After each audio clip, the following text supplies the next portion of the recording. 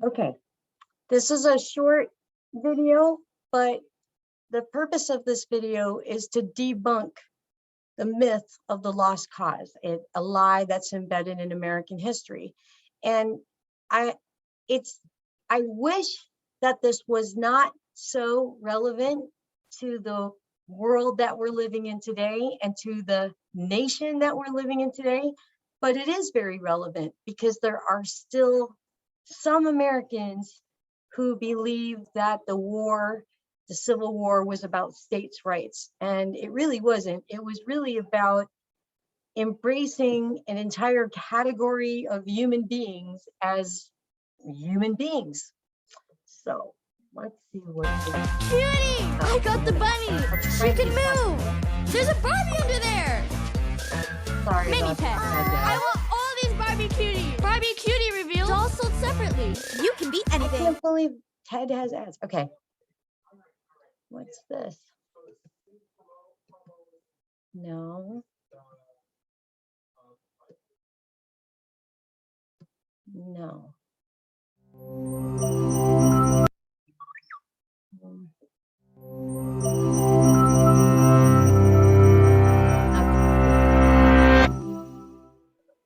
Between 1860 and 1861, 11 Southern states withdrew from the United States and formed the Confederate States of America. They left or seceded in response to the growing movement for the nationwide abolition of slavery. Mississippi said, "Our position is thoroughly identified with the institution of slavery." South Carolina cited hostility on the part of the non-slaveholding states to the institution of slavery. In March 1861, the Vice President of the Confederacy, Alexander Stephens, proclaimed that the cornerstone of the new Confederate government was white supremacy, or as he put it, slavery and subordination to white people was the natural and normal condition of Black people in America and the immediate cause of the late rupture and present revolution. 3 weeks after the now infamous Cornerstone speech, the American Civil War began. The conflict lasted 4 years, had a death toll of about 750,000, and ended with the Confederacy's defeat. By 1866, barely a year after the war ended, Southern sources began claiming the conflict wasn't actually about slavery.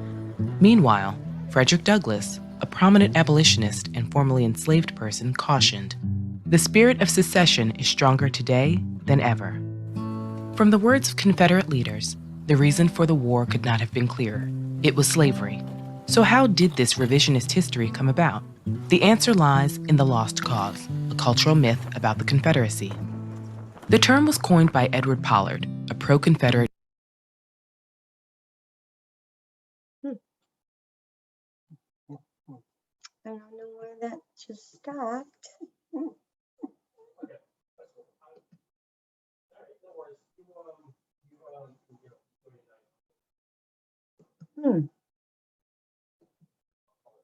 Oh, it's buffering. Okay. That hasn't happened before. I guess I should have looked it up on YouTube instead. All right, let me. How did this revisionist history come about? The answer lies in the lost cause, a cultural myth about the Confederacy. The term was coined by Edward Pollard, a pro-Confederate. Guys, why is the computer not like me? And it's only with your class. All right. You know what? I don't want to waste time waiting for that to buffer. We'll come back to it and let it buffer. Let's move on from that. What we are going to be studying tonight is social realism. We're going to be getting into social realism. We're also going to start talking about memoir, autobiography, biography, and narrative. Even though we have been also focusing on speeches, where do they come from? Most often they come from your real life experience. And that's why your free writing assignment has to do with discovering your passion. Let me stop sharing this. Because the only real one strong rule that I have is you've got to write about your professional goals, or if you're already an essential healthcare worker, you have to write about your lifestyle as a healthcare worker, or your lifestyle as a nurse if you're already a nurse in some capacity. I want you to never take a class without feeling like the class has something to do with the reason why you're in school in the first place.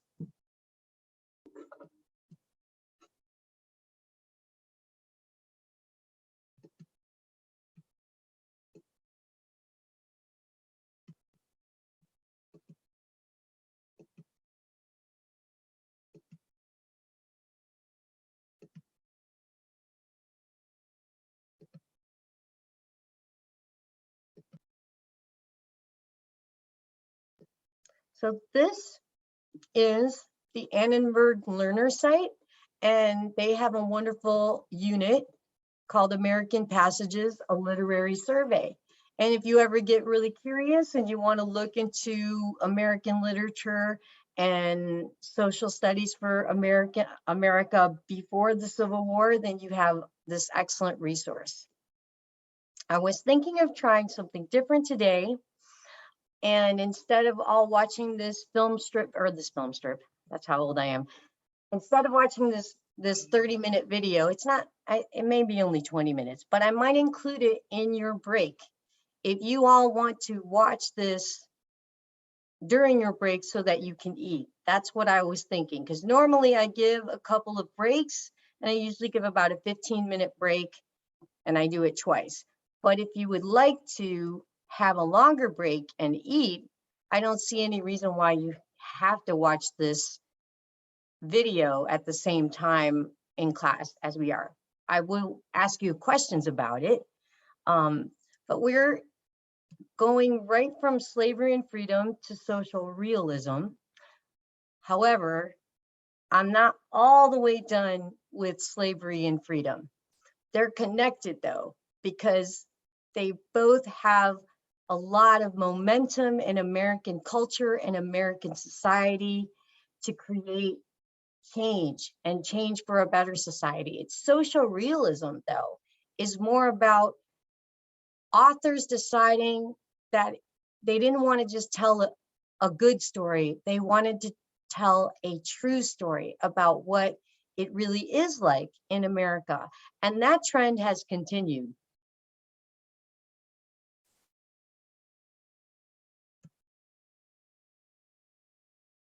So we're going to look at a speech together by Sojourner Truth. I don't have a picture of her on this, but I need some volunteers. And I am going to be the one to read the colloquial version. And I'm going to ask a student to help me read the other version. All right, but right now, can I have a volunteer to read this nice long first paragraph?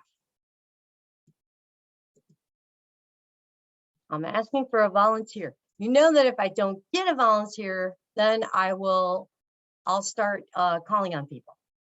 But yeah, I'm on the right screen. So let's see. Who wants to read for me? I'll read it. Oh, that was nice. I got more than one person. Go Okay. ahead. All right. I think I see Farah. You answered, right? I did, but he could go. Okay. And wait, who is he? Oh, I'm not sure. It's Kareen. Kareen. Okay. So Kareen, thank you. So I think what we'll do is this. Kareen, I'm going to have you read the big long first paragraph, and Farah, when he's done, I'm going to have you read the transcription that's just below it. No problem. Okay. And then I think I got to go back to sharing the screen again.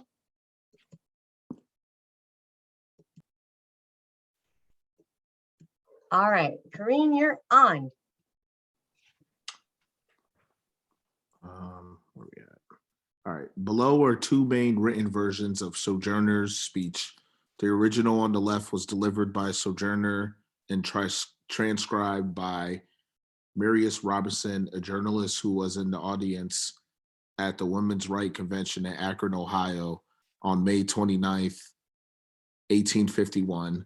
And Gage's version is on the right, written 12 years later and published in 1863. The full text of each version follows the synopsis below, so you can see the differences line by line.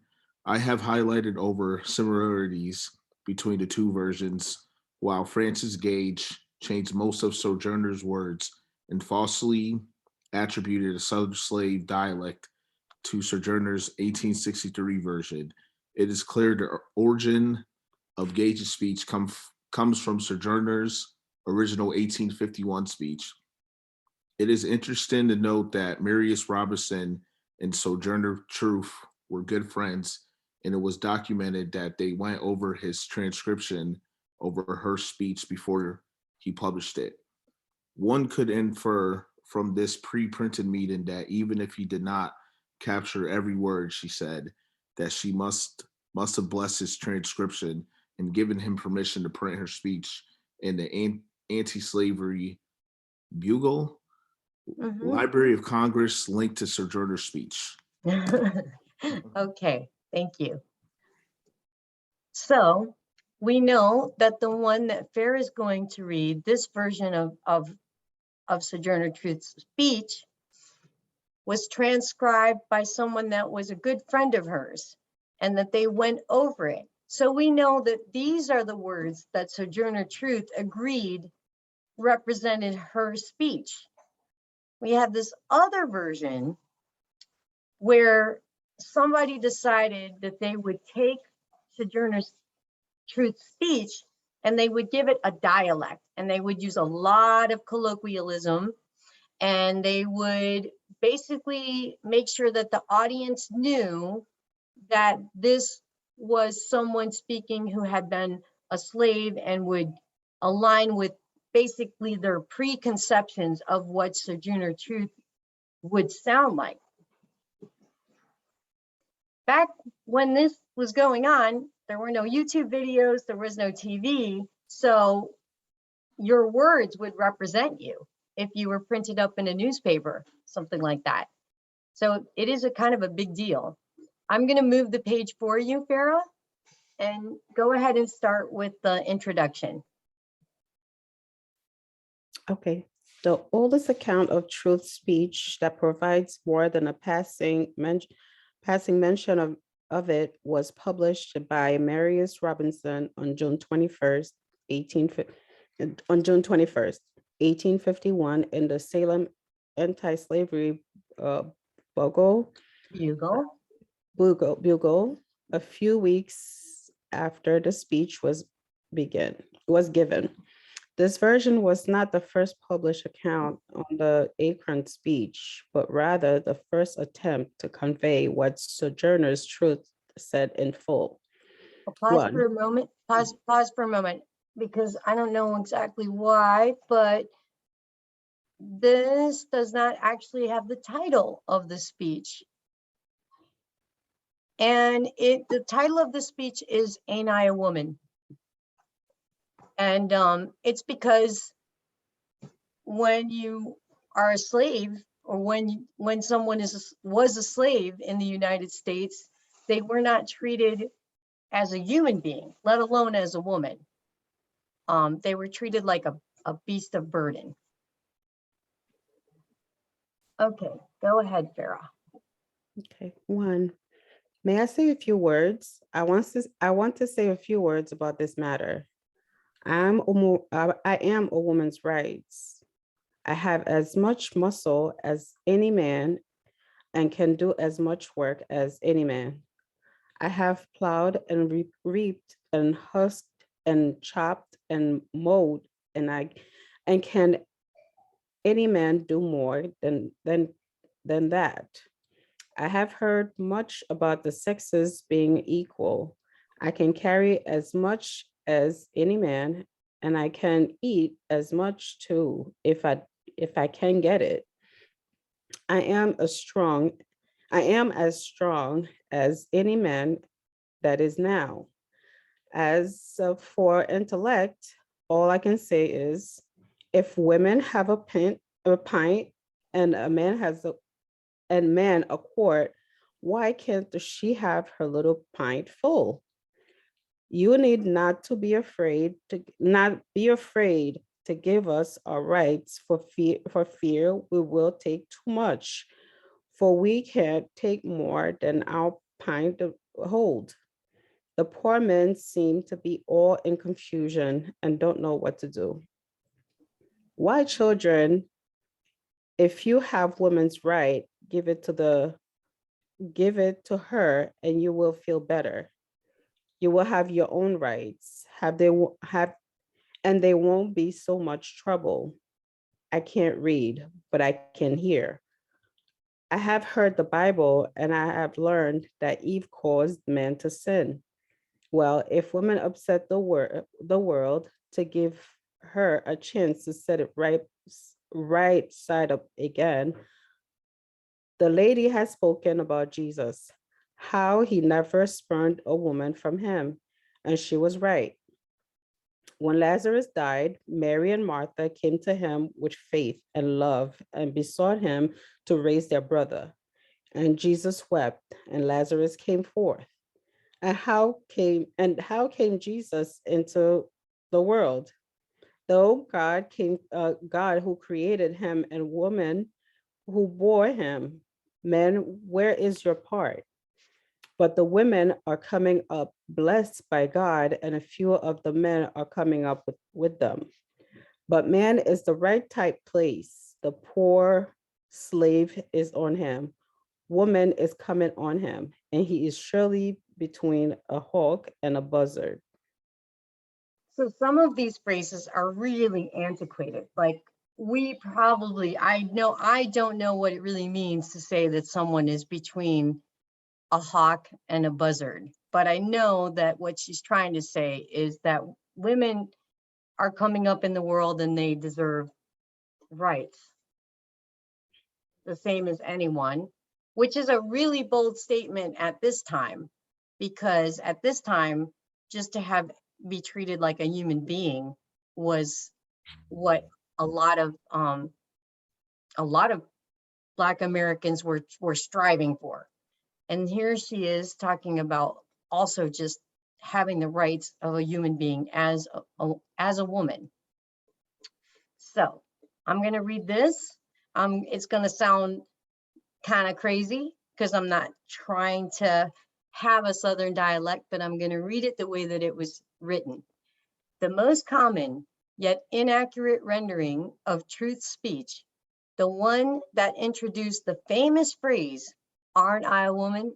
was constructed by Francis Dana Gage nearly 12 years after the speech was given by Sojourner at the Akron Conference.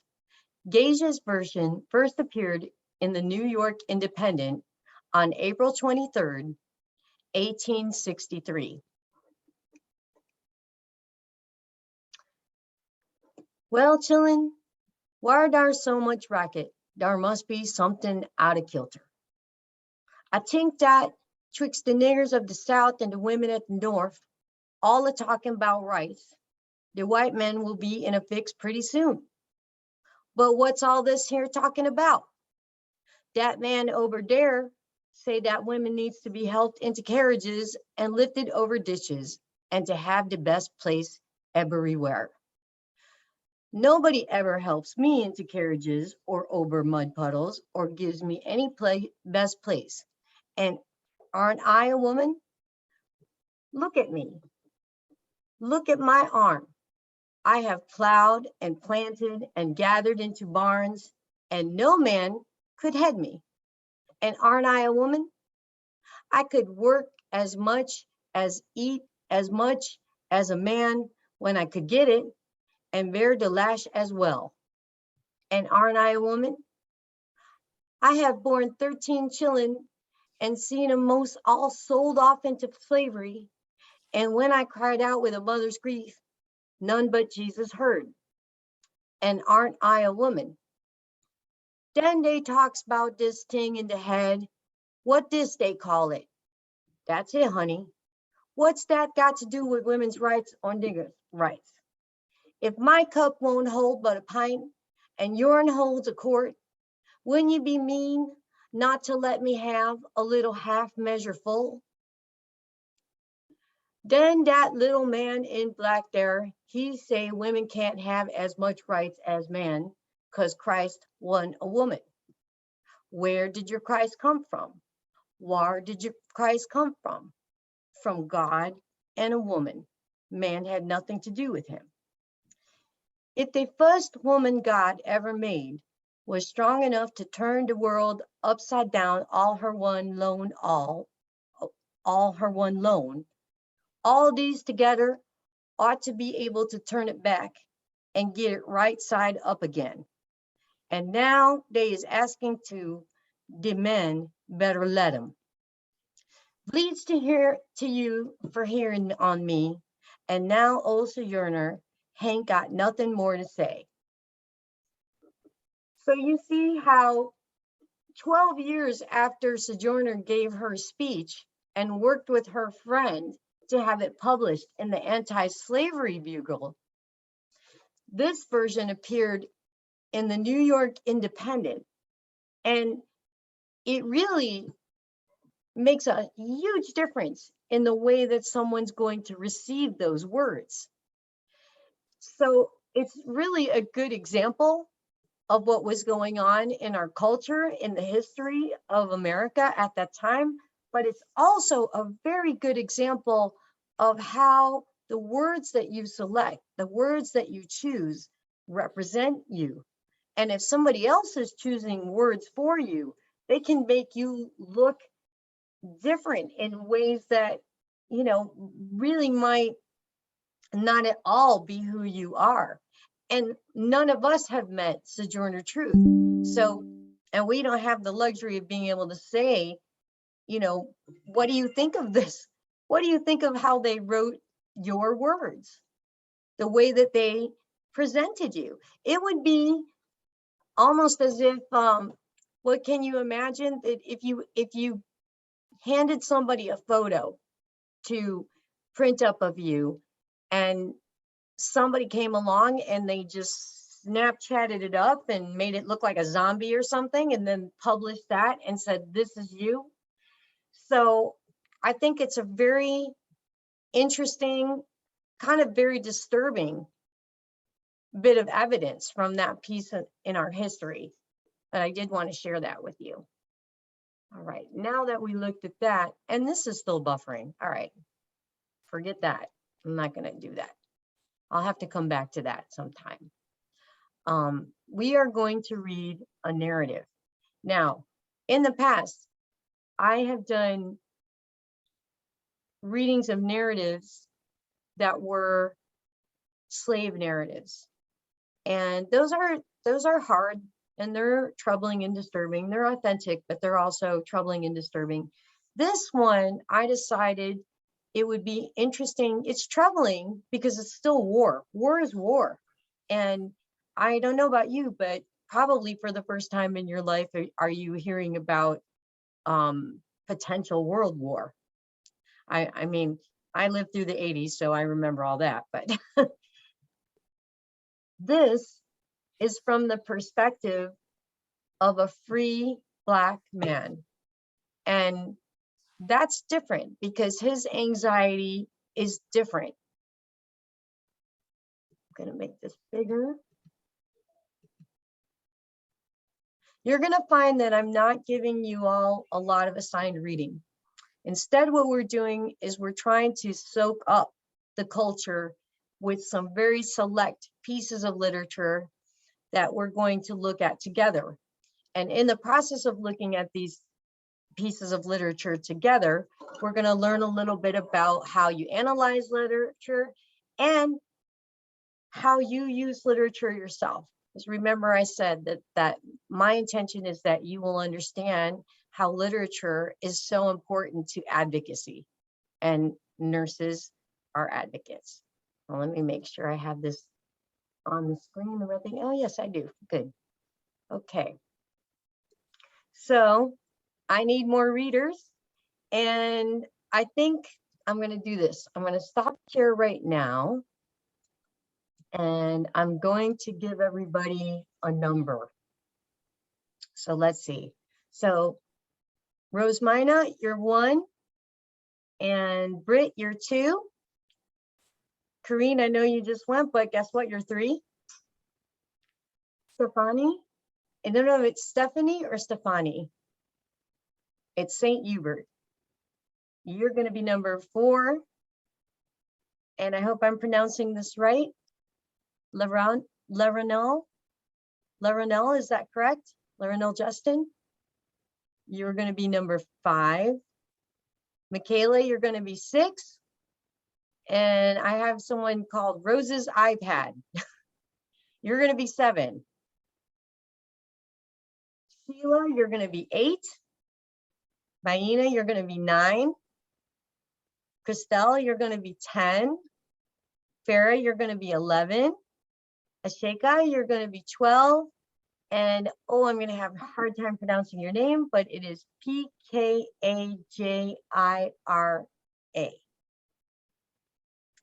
Can you maybe come on screen and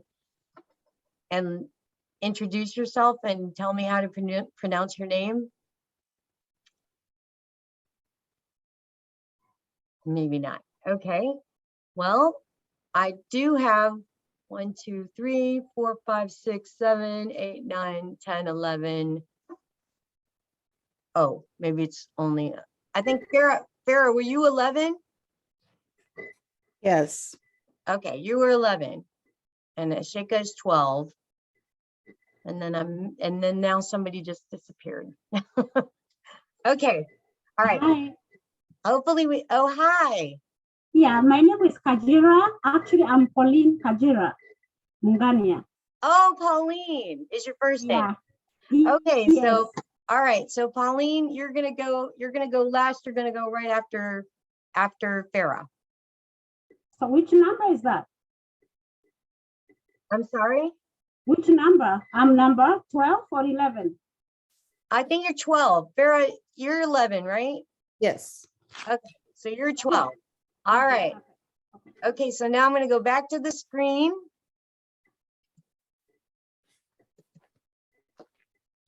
And we will read this narrative together.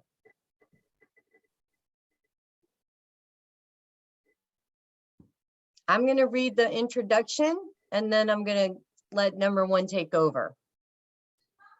And this was let's see, Library of America, Story of the Week, reprinted from the Civil War, the 2nd year, told by those who lived it. Originally published in Battleground Adventures, the stories of dwellers on the scenes of the most notable battles of the Civil War. Published in 1915. An Awful Day, Virginia, December 1862. Clifton Johnson from Battleground Adventures. At the time of the battle, this free Black man was a barrel maker in Fredericksburg. And when Clifton Johnson interviewed him in 1913, he was still working at his cooperage there. Johnson referred to him as the Colored Cooper, but he has since been identified as Joseph Lawson, born in 1831. All right, number 1, you're up, and would you please read 2 paragraphs? Okay. The Colored Cooper. Me and my wife was both freeborn. We could have gone away before the battle, but we had a house hire in Fredericksburg and 4 small children, and I had work in town making barrels. So we stayed all the whole time. There wasn't many who did that. As soon as the Yankees got high, the slaves began to run away from their mistresses and masters. They went by hundreds. You see them getting out, her same as rabbits chased by a dog. Some carried little bundles tied up. but they couldn't talk much.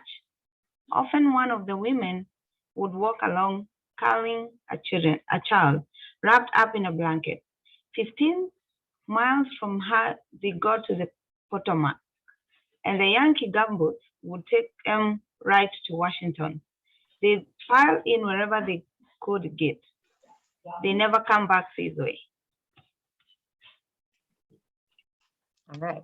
Oh, and just so before number 2 starts, so they're using colloquialism here, which means when you spell a word the way that you want it to be said. So every time you see HYAR, what they're doing is they're trying to give an old timey sound, and it's here. And it just is, it's really the word here, but they're trying to get you to pronounce it a different way. All right, speaker number 2, 2 paragraphs, please. A good many of the rebel soldiers stole off too, so they could get into the Yankee lines and not have to fight. We had such cold weather that December when the battle was fought that the ice formed quite thick on the pond up higher in the early days of the month. And Mr. Rowe, who carried on butchery that I helped to fill his ice house. He was to start work on the 13th. The night before was cold.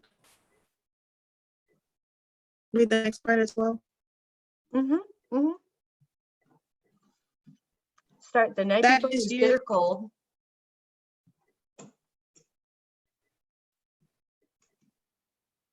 Go ahead, starting at I wanted.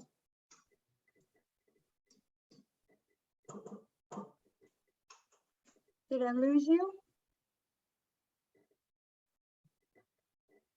Well, I don't know what happened to reader number 2. All right. I'm going to finish this paragraph, and then reader number 3 can start at Colonel Lang.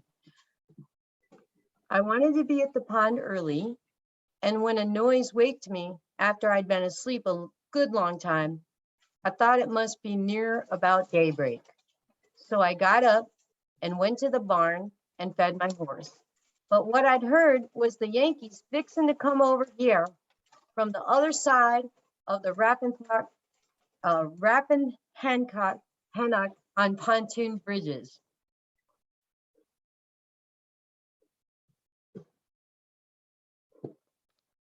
Reader 3. Lang was camped up the lane, and pretty soon he marched right past my door. With 1,000 Confederate troops, they went down in the entrenchments along the river. Then the old signal gun went off, and there was something doing. I didn't know what it meant, a gun going off at that time in the morning. Lang killed about 75 men who were making the pontoon bridges, swept them off clean as a whistle. But later in the day, the Yankee came across in their boats and swept them off.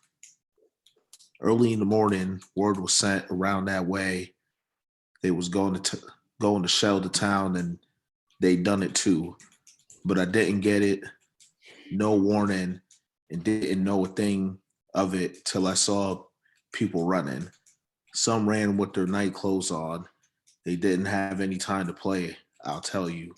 All that could got out into the country, and the woods was full of them, white and colored, but I stayed in the town. I think there was 200 Yankee cannons over the river on the hills. The shelling begun about 5 o'clock as near as I came at it, and the gunners could shoot the bombs and balls just where they wanted to. I know 2 people killed dead in bed that morning, an old man and an old woman. We had rough time here. I don't want any more of that bombarded in this world. I don't want it in the next world either, if I'm ever able to get there. Thank you. Reader 4.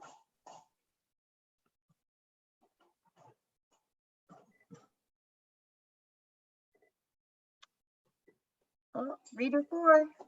Who's after Kareem? Tom Knox, who owned the hotel, had a narrow escape. He got up when the signal gun fired and put on his clothes as quick as he could and got out of town on foot. He left everything he had behind him.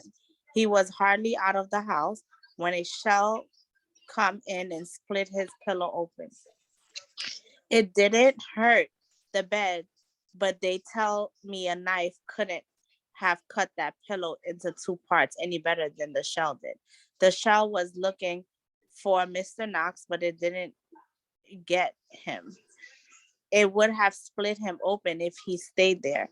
Yes, 15 to 20 minutes longer, and his bed would have fixed him. The neighbors come into my house when the shell begun to fly.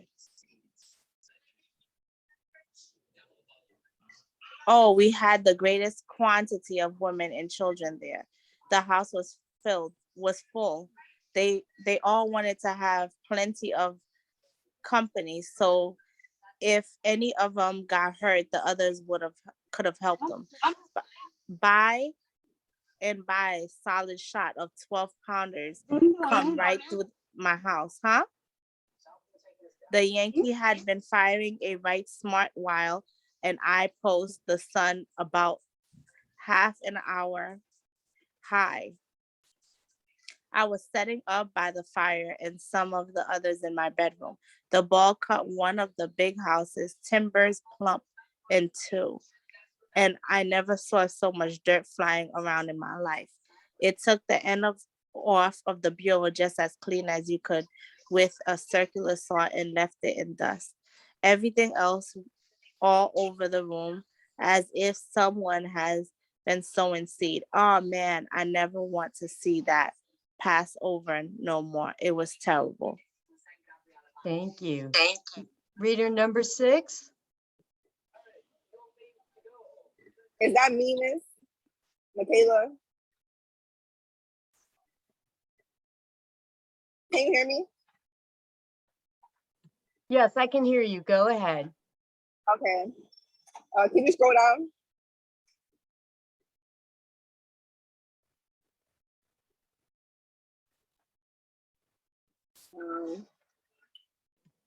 You're starting at I had. She finished Yeah. at it was terrible. Yeah, I see that, but it's my screen isn't scroll down. I only see the first part. Well, I'm gonna scroll for Okay. you. Yeah, so start Okay. it. I had a splendid cellar. Okay. I had a splendid cellar under my house, and we all went.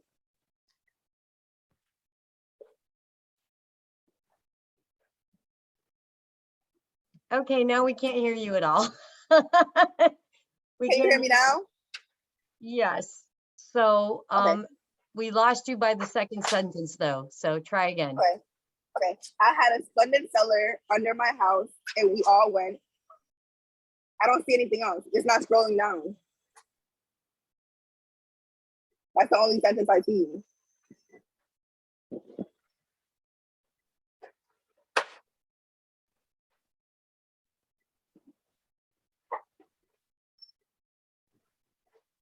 Hello? Can she reduce the font? Okay. All right. So is it Michaela? Yes, Michaela. It's not Okay, scrolling so- off for me. I see the sentence where I had a splendid, but that's where it cuts off. I don't see nothing else. You don't see anything else, but that's I see the part that the other girl was reading before me. I see her part, and I just see the first sentence. I had a splendid cellar, and then that's it. Huh. Okay. Is your screen moving up and down? I mean, are the text moving up and down right now? No, now it's moving up and down. Yes. Okay, I think it's just maybe a delay. Now, do you see the whole paragraph? I had a splendid cellar under my house. No. Okay, I'm not sure how to solve that problem for you. So we'll try again in a different, when I have a different document open. So, and you were you 5 or 6? It was number 6. Okay, so I'm gonna ask number 7 to go ahead and then I'll come back to you, Michaela. Okay. Thank you.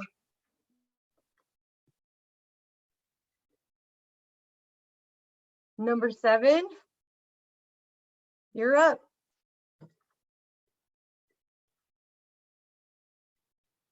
All right, how about number 8? All right. Thank you. I had a splendid color under my house, and we all went down into that. We didn't have no breakfast, but I didn't bother my mind at all about that. I wasn't hungry a bit. I was already filled up with sicker. The children wouldn't have liked breakfast, but did, and they didn't get it. There was not so scared as Scared. the scared. Scared. It's just a different way of pronouncing scared. Oh, Mm-hmm. they were not so scared as the grown folks because they didn't know the danger. The older people was just scared to death, all hands off them. And some was more, that's more, right? More unease. About the children, then there was about themselves. We had a tedious time of it with nothing to do but talk of how the shells was running. That was an awful day, but the firm stopped up some by noon, and we all come up and took a peep. I went out in the backyard where I could look and see the Yankees like beams of them heights across the river. A ball had struck a heavy haystack I had peeled up in my lot. I expected my house would be tied right there in the stable, but he wasn't hurt a bit. The town seemed to be distressed. I walked up as far as the corner and looked up and down and couldn't see a soul. Man or woman, cat or dog. The neighbors stayed at our house until night, and then they went home and gave the children something to eat. I reckon. Mhm. I reckon. Thank you. Number 9.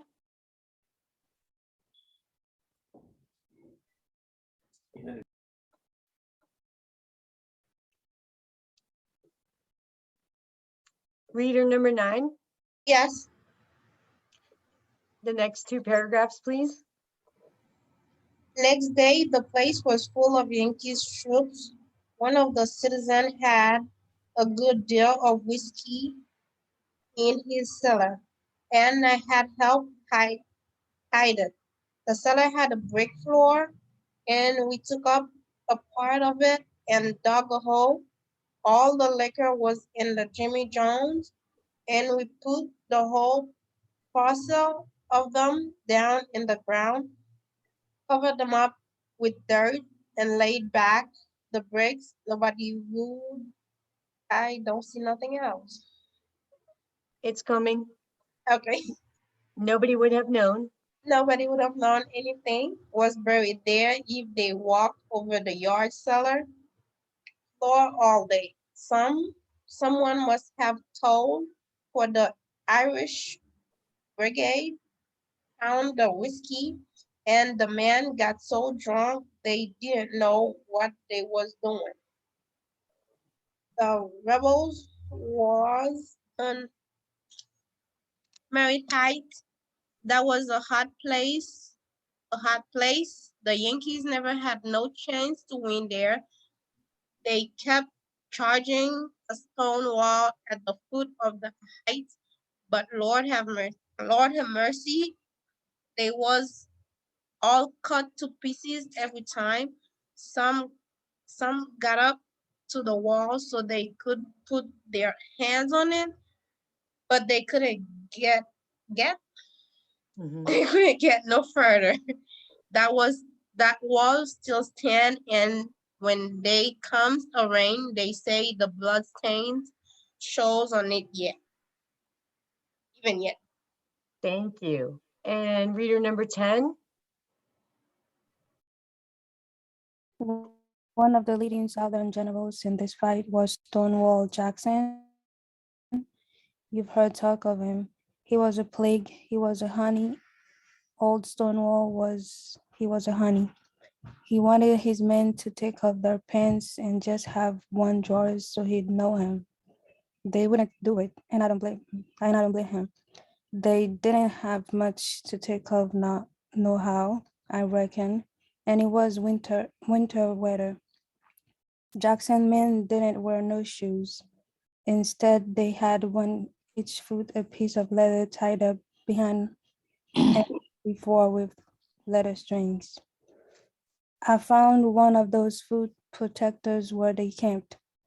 Old Stonewall was a terrible man. He didn't think anything of marching his troops 30 miles in the night. They had the hardest time of any soldiers I heard of in the war. Ha ha. Do you know what kind of food he gave them? 3 times a day, each man got 1 year of corn, a war year of corn. They didn't have to stop marching to eat it, but gnawed and chewed it as they tramped along. I went to the battlefield and took a look around when things got cool, and I can tell you, I don't never want to see no more war in my day. The battlefield appeared like somebody had been doing something. It appeared awful bad. The dead was scattered around, and some looked like they was fast asleep. When a man had been hit by a shell that exploded, it bust him up in such little pieces you wouldn't know he was ever the shape of a man. A good many bodies was all laid in the wall side of the stone wall with blankets over their faces. I saw some old gray fellows among the dead. They had no business to be in the war at their age. Out in front of the stone wall was the Yankees, where they fallen one upon top of the other. Thank you. 11, that's Farah. Okay. The Southern troops took possession of their town after the battle. Some of them were so smoked up, I didn't know whether they was white men or black men. They was nasty and dirty, and their clothes was dreadful. If a rebel wanted a good pair of pants or shoes, he had to shoot a Yankee to get them. Every Union man that was killed was stripped, and you often couldn't tell the rebels in their borrowed clothing from the Northern soldiers. A heap of them on both sides suffered mightily for food. Some had the rations, but no chance to cook what they had. About noon one day, 2 rebel soldiers came up to our house off the river, and they said to my wife, "Auntie, we got some fish. We want you to fry." They've been on picket duty. The rebel pickets was on his side of the river, and the Yankee pickets were on the other side, laying there watching one another. And these fellas had put in some of their time fishing. They caught a mess of herrings, but they didn't have no salt nor nothing to cook them with. So my wife took a piece of meat and fried the herrings nicely and gave the men some bread to eat with their fish. Their rations couldn't have been much. Some of the soldiers pulled up wild onions and ate them. Thank you for finishing that. That was lovely.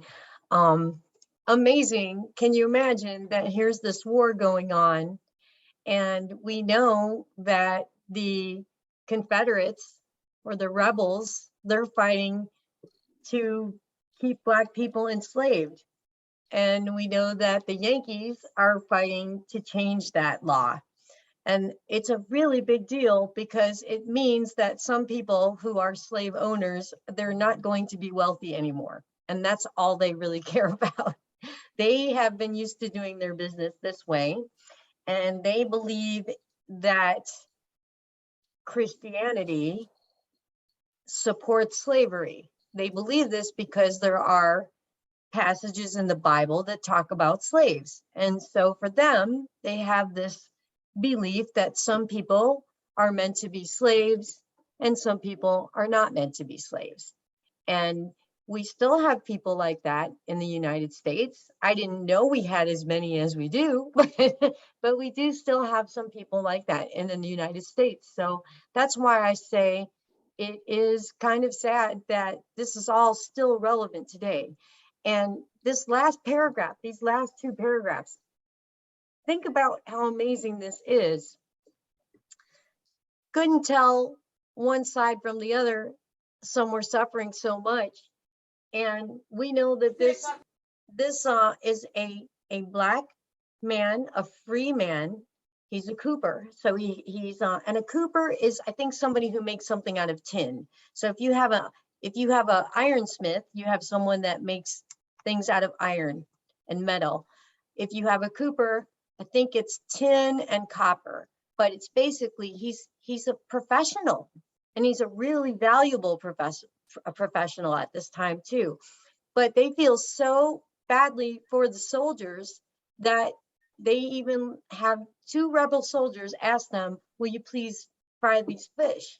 And they go ahead and do it for the soldiers, even though they're on the wrong side of the war, that they shouldn't really be eating with them. But things just got so bad. Things got really bad. And in the Civil War, you have these tales of brother against brother. And right now in the world, we see this happening with Russia and Ukraine, where Russia believes you belong to us, we want you back. Ukraine says we're our own separate country, and we have been long before there was a Russia. And you have instances now in the war in Ukraine, you have women that are saying to the Russian soldiers, why are you even fighting? We are the same. Things were different back in the United States, of course, because it's not like Black people had any choice or say in the matter. They were completely dependent on their captives to come to some kind of sense with the law. And I mean, we're very glad that slavery is not legal in the United States. However, I know that there are some people who feel that slavery actually is legal. It's just if you are incarcerated. As soon as you're incarcerated, you can be forced to do labor and all kinds of things, and there will be no consequences, or there will hardly be any consequences. And we're all coming to grips with that reality. And I think that there's got to be a lot of reform in the United States. And in this class, what you're learning is that the arts, literature, these are the ways that you get to people's hearts. You have to get to people's hearts if you want to change their minds. Okay, let me see. And it is now 7 o'clock. I think we can go a little bit longer before we take any kind of break. And actually, let me go to the Annenberg Learner site, because we're going to read an excerpt that's featuring Clara Burton. I'm going to go to the Annenberg site and let's talk about Clara Burton.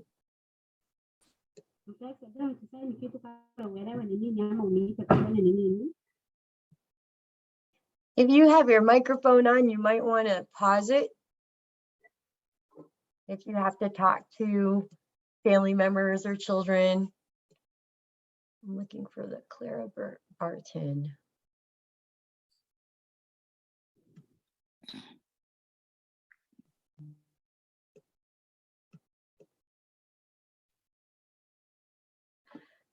All right, let's go to this PowerPoint then.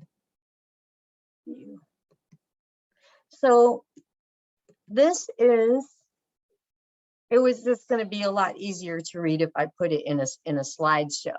So that's what it is. That's how we're doing it. And I feel like everybody's been really, really good about reading Let me see. Oh, now I have 16 participants though. So I've definitely got some of you who have not read yet. Let me see. Okay, if you have not read yet, please type your name in the chat. Go ahead and type your name in the chat if you have not read yet. Oh. And I see I got some other messages. And so Crystal, yes, you have to send a text for attendance today, just like last week. And Michaela's letting me know she can do both. Okay, and then Stephanie couldn't hear. All right. Hopefully, Stephanie, can you hear now? Are you able to hear?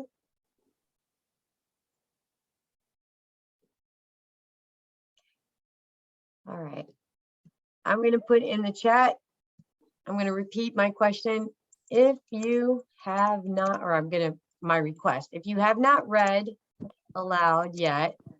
I'm able to hear now. Oh, good. Thank you. Please put your name in the chat.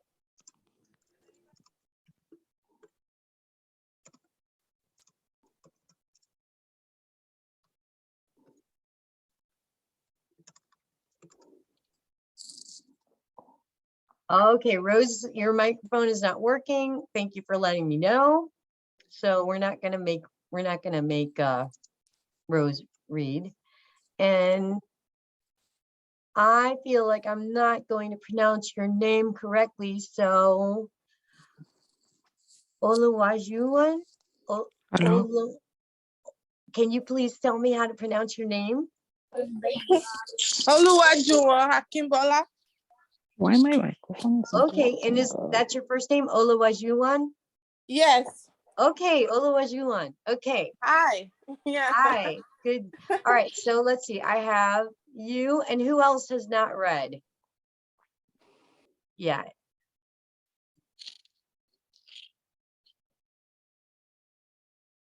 It should be to everybody. I'm gonna have to look at all of you and see who has not. Okay. Laura Null, have you read?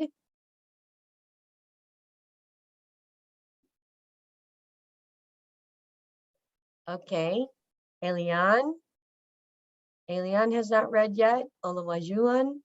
And I think that I have at least maybe Rose Mina. Have you read? Yes, I did. That was the first one. Oh, yes, you did. Yes, you Yeah. did. Yeah. What about Laranel? I know I thought I saw your name on the screen. Let's see this one. Okay, I have Marie and Sheila. Marie and Sheila. I read already. You did? Yeah, Sheila. All right. Okay. All right, well, in that case, I'm going to give most people a break. And I'm going to ask for Oluwajuwon and Elian to assist me. So it will go in this order. I will go, and then Oluwajuwon, and then Elian. Okay? All right. Hello. I thought you said we should write our name for attendance. That No, was what I said you should send me a text message to my phone. Oh, okay. No, sorry. Yeah, that's Oh, okay. All okay. right. So we're gonna read two excerpts about Clara Barton's contributions to the war effort from the book Women's Work in the Civil War, A Record of Heroism, Patriotism, and Patience. And it comes from, it's like a second volume, part 2, Ladies Who Ministered to the Sick and Wounded in Camp, Field, and General Hospitals. Clara Harlow Barton. All right, so I'm going to read this. This is just a little blurb about Clara Barton that the author wrote, and he did these little biographical sketches. This is called a biographical sketch. It's biographical because it's giving you story or information about someone's life, about their true life. That's biographical.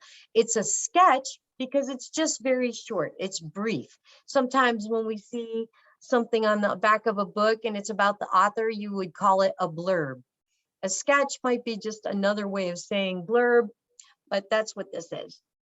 A brief listing of Clara Barton's accomplishments. This is an excerpt from the table of contents because the author put a biographical sketch for every person that he wrote about.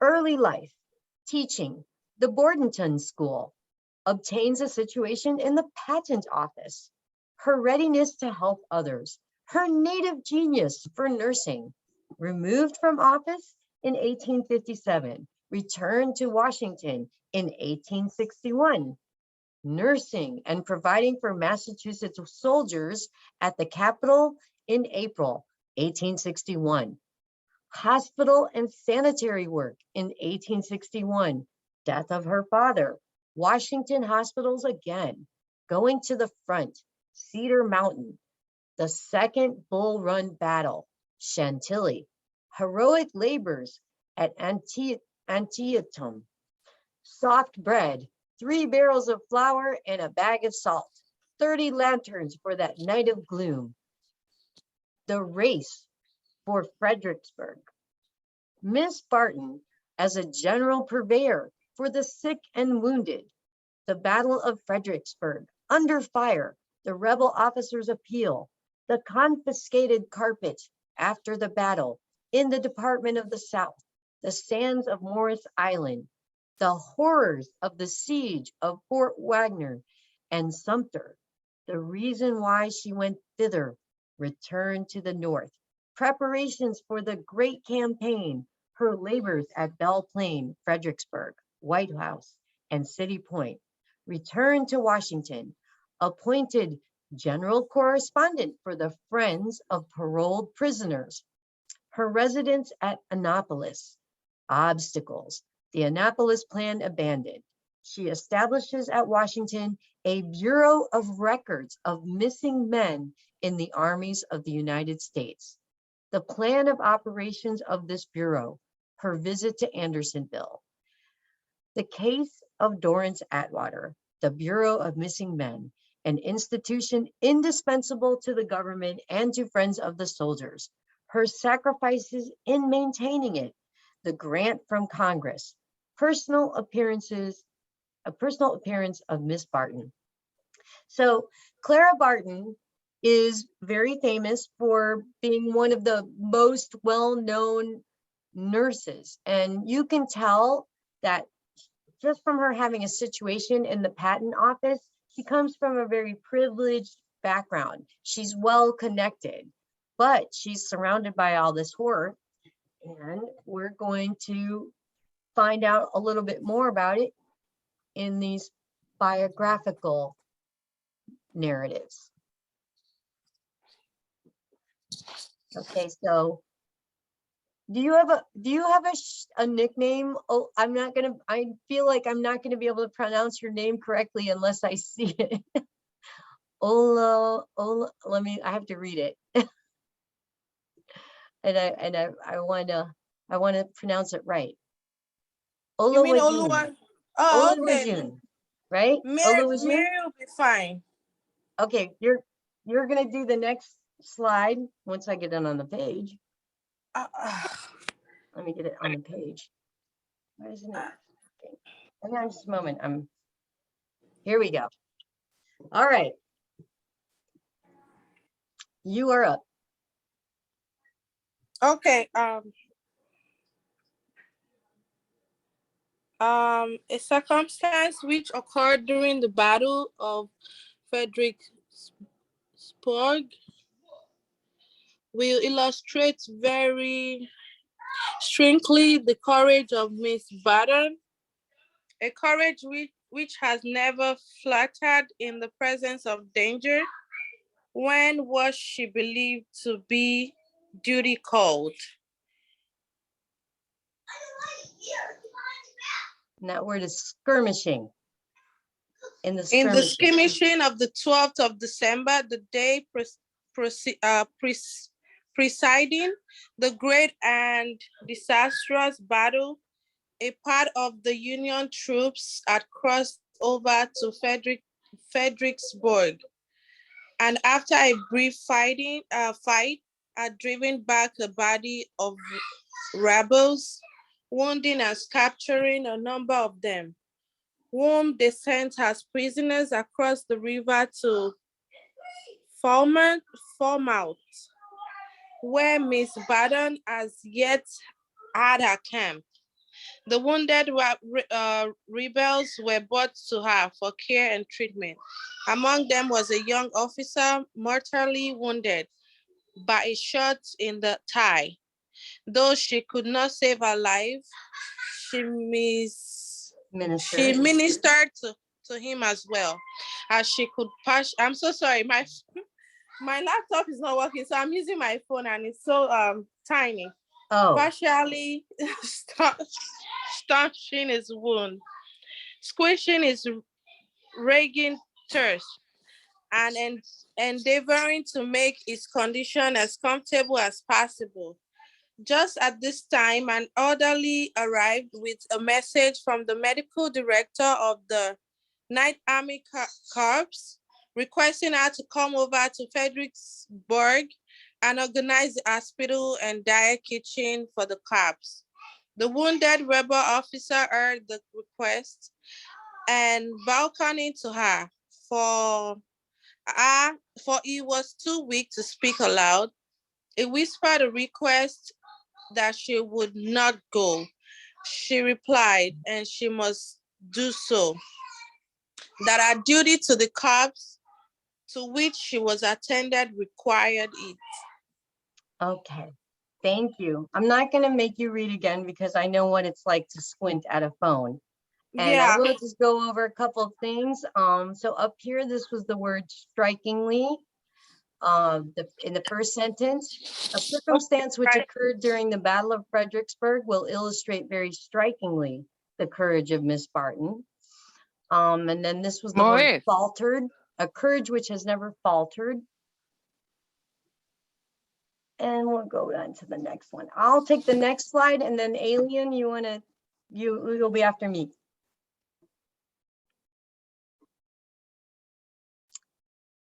Ooh, that doesn't seem, is that right?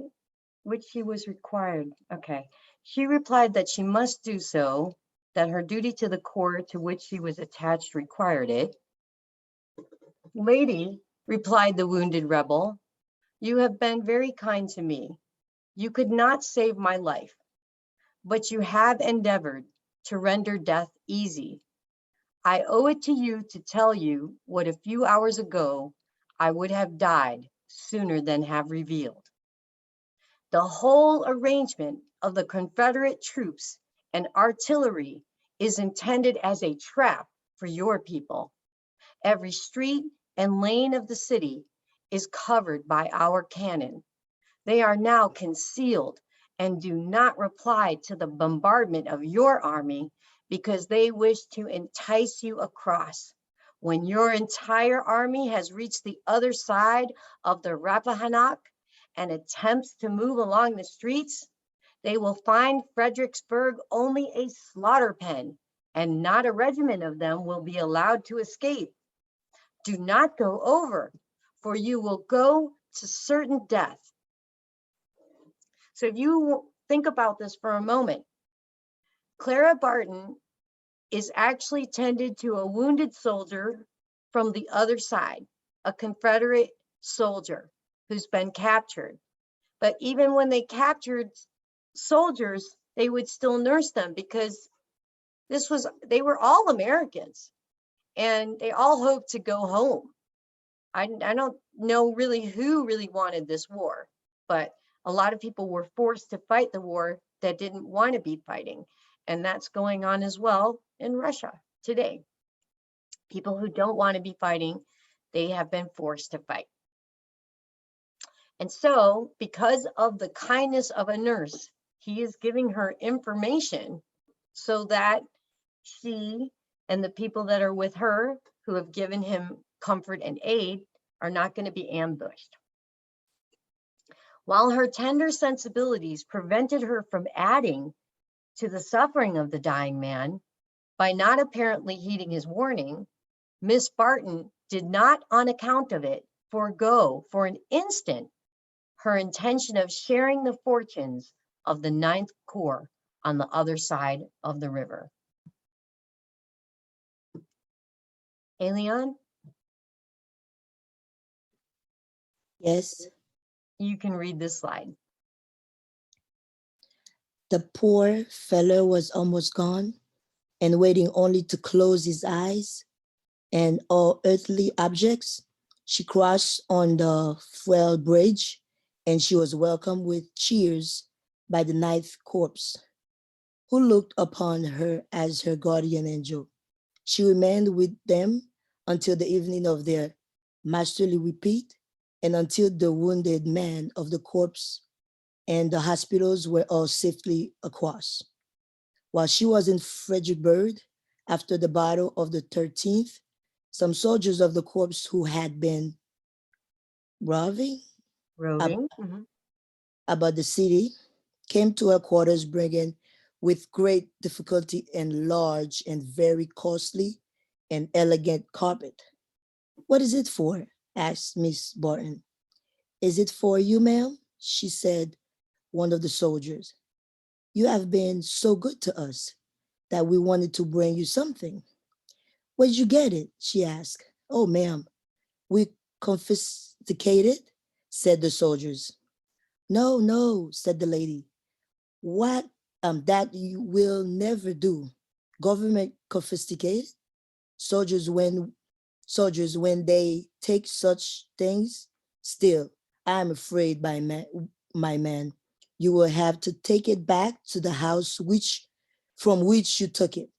I can't receive it if stolen carpet." The men looked sheepish enough, but they shouldered the carpet and carried it back.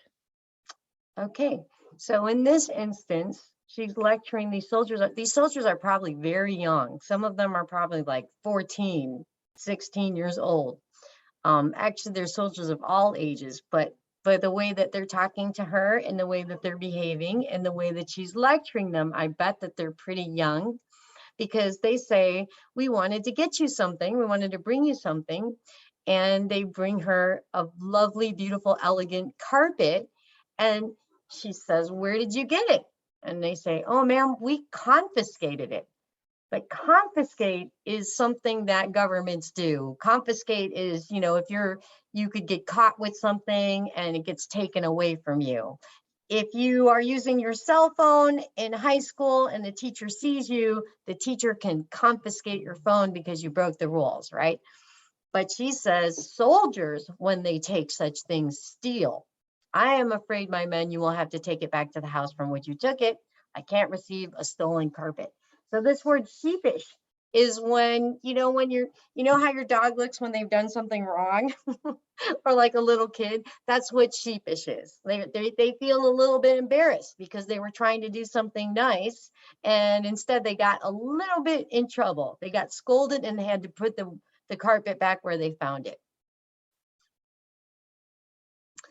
In the wearisome weeks that followed the Fredericksburg disaster, when there was not the excitement of a coming battle, and the wounded, whether detained in the hospitals around Falmouth or forwarded through the deep mud to the hospital transports on the Potomac, still with saddened countenances and depressed spirits, looked forward to a dreary future. Miss Barton toiled on, infusing hope and cheerfulness into sad hearts, and bringing the consolations of religion to her aid, pointed them to the only true source of hope and comfort. Which this last sentence here is just a really long way of saying that she had them pray, right? She said the only hope and comfort you can really count on is the spirit, or however she went about it. But there was so much sadness and there was so much devastation. The Civil War, it still haunts us today. It still haunts us because there are still some people that believe that other people don't deserve to be treated like human beings. And they have this fantasy in their minds about what the South was and what the South should be. But in reality, the Civil War only lasted 4.5 years. And so it's important that we spend time on it because it's so very much shaped the nation and shaped what would happen next. And luckily, what would happen next is that a lot of people tried to do good things and rebuild the country. I think I can find just one video, and then we'll probably work until 7:40 p.m. and then I'm going to give you guys a break, and we'll kind of take a vote as to what kind of break we'll do. I might just try something new so that people can eat freely. We'll see how that goes. But for now, I'm going to find. I'm really bummed that I couldn't get that one video to work. So I'm going to see if I can get something up for you. There's another Civil War video that could be maybe worth it more anyway.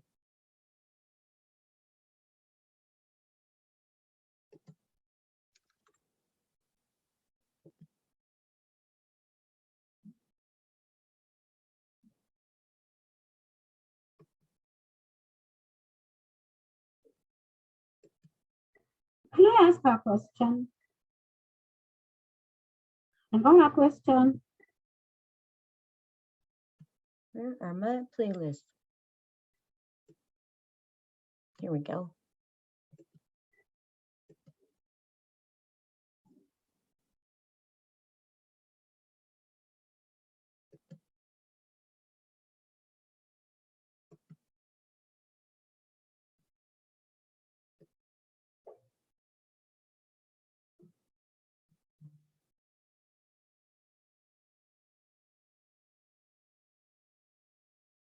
Okay, this is good.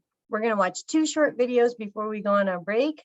The first one is 8 minutes long, and the second one is under 3 minutes.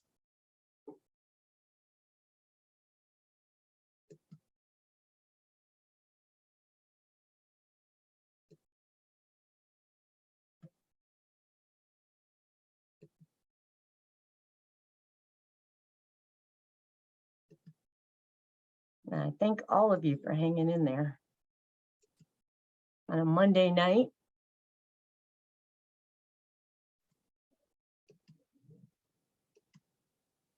Here we go. Volume turned up all the way. Get this thing out of the way. I have to move things around sometimes so everybody can see.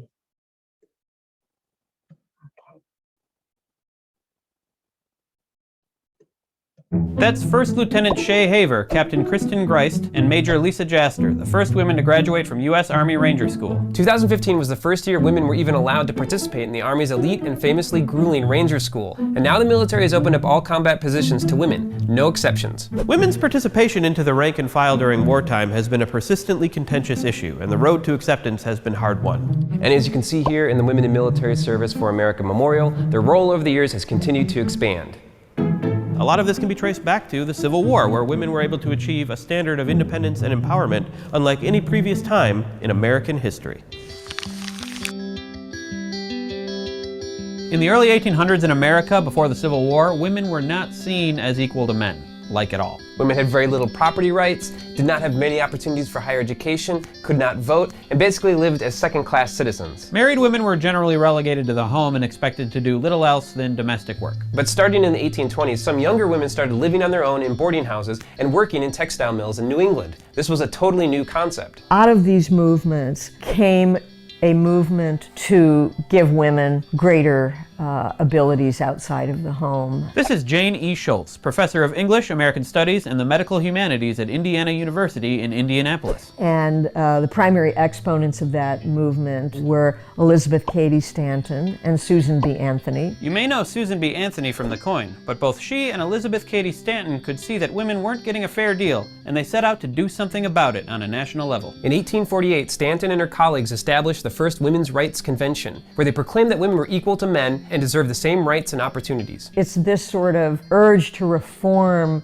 the construction of gender in the mid-19th century that I think really helps jumpstart women's work during the Civil War. The Civil War was the first time that the women's rights movement of the 1800s got to put the reforms they were working on into practice on a large scale. Not only did women take jobs on the front, but they had more responsibility at home because the men were going off to battle. So they really stood in for men, and this gave them, I think, a real hunger for being out in the public sphere, which was the area that women had not really specialized in as much before the war. And while women were assuming more responsibility outside the domestic sphere, they were also working in new roles on the battlefront. In the war itself, by far the most significant group of women who did work expressly for the war effort were women who did relief work and nursing. At the beginning of the war, nursing was a male-dominated occupation, with women generally being banned from work in field hospitals. But as casualties mounted, it became clear that more help was necessary. In 1861, Dorothea Dix, an educator and social reformer, led a group of volunteer female nurses to Washington and petitioned the U.S. government to recognize their desire to aid in the war effort. The Secretary of War agreed, and the U.S. Sanitary Commission was born, with Dorothea Dix as the superintendent. This really opened up nursing to women, and they were able to play a larger role in the Civil War than in previous conflicts. In the Union alone, there were over 21,000 women who did such work. Though their support was welcome, a lot of men, especially those trained before the war, were resistant to women in those roles. I think we could say fairly clearly that most elite surgeons thought that women would be a hindrance and a bother. But that would change throughout the course of the war, and a few women would rise up through the ranks and take on even more prominent roles. Perhaps the most well-known of these women was Clara Barton. Of course, many people know the name of Clara Barton. She was an immensely hard worker, very disciplined person. She was a school teacher before the war. When the war broke out, Clara Barton was one of the first volunteers to care for wounded soldiers. However, Clara Barton did not want to become a nurse in the way that other women during the Civil War became nurses. She wanted to kind of do things on her own. She thought the system of sending aid through the War Department and the U.S. Sanitary Commission was too inefficient, so she decided to cut out the middlemen. And so she began to stockpile supplies in Washington, D.C., and hired some Teamsters, people who drove wagons, our current truck driver, they were called Teamsters, and asked them, when she learned of a battle on hand, to come with her and take her supplies to those soldiers. In August of 1862, she gained permission from Quartermaster Daniel Rucker to bring her operation to the front lines. Risking her life to bring supplies and support to the troops, she became known as the Angel of the Battlefield. And in the years following the war, Clara Barton continued to show her compassion for the wounded and became the founding president of the American Red Cross. But women also fought in the war. There were over 400 documented cases of women joining the army and fighting on the front lines. Some women went to war to be with their loved ones. Others were seeking adventure or a paycheck, but many just wanted the opportunity to defend their country, like the men were doing. But women were by law not allowed to join the army, so they had to resort to other methods to slip through the recruitment process.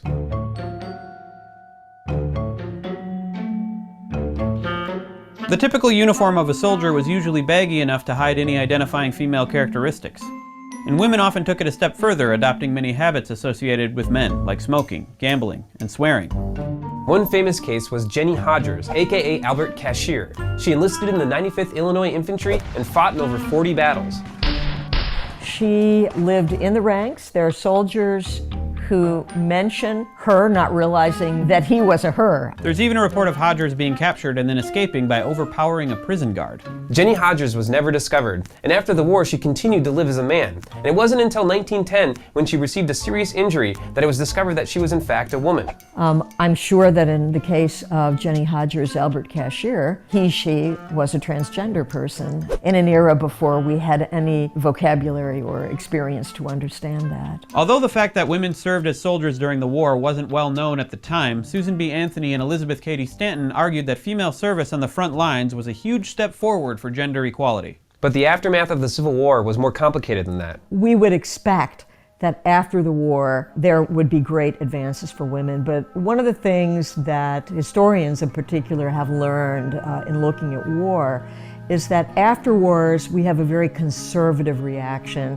By the 1870s, there were women who simply moved back into the domestic space. The reason it's a complicated answer is that despite this period of conservatism that happens after the war, generally I would say that certainly the war helped catapult the cause of women to work outside of the home. Here's a quote from Sarah Edmund Seeley, also known as Franklin Flint Thompson of the 2nd Michigan Infantry, about her experience during the war. "I could only thank God that I was free and could go forward and work, and I was not obliged to stay at home and weep." While you wouldn't think it, the expanded roles in society for women, whether it be Army Rangers or CEOs, had their beginnings in the Civil War. Although we still have a long ways to go, the women who served as nurses and soldiers during the Civil War showed that they could take on roles predominantly thought of as only for men, and they helped shape and redefine gender roles as we know them now. So what do you think? Did the Civil War open up opportunities for women? Can war bring about lasting change? Or is it just a flash in the pan, as they say? Let us know in the comments. This episode is brought to you by PBS Learning Media, a great source for classroom resources on Civil War history. If you're interested... Okay, that was the first one. Interview, sit down and talk to one of my favorite historians. That was not Definitely. what I was trying to get to. This one.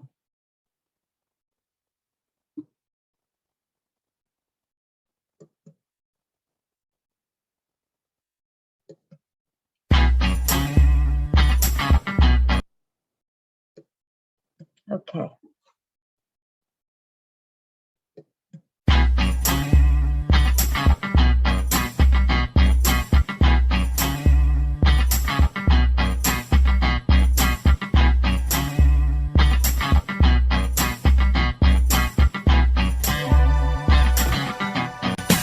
Mary Eliza Mahoney.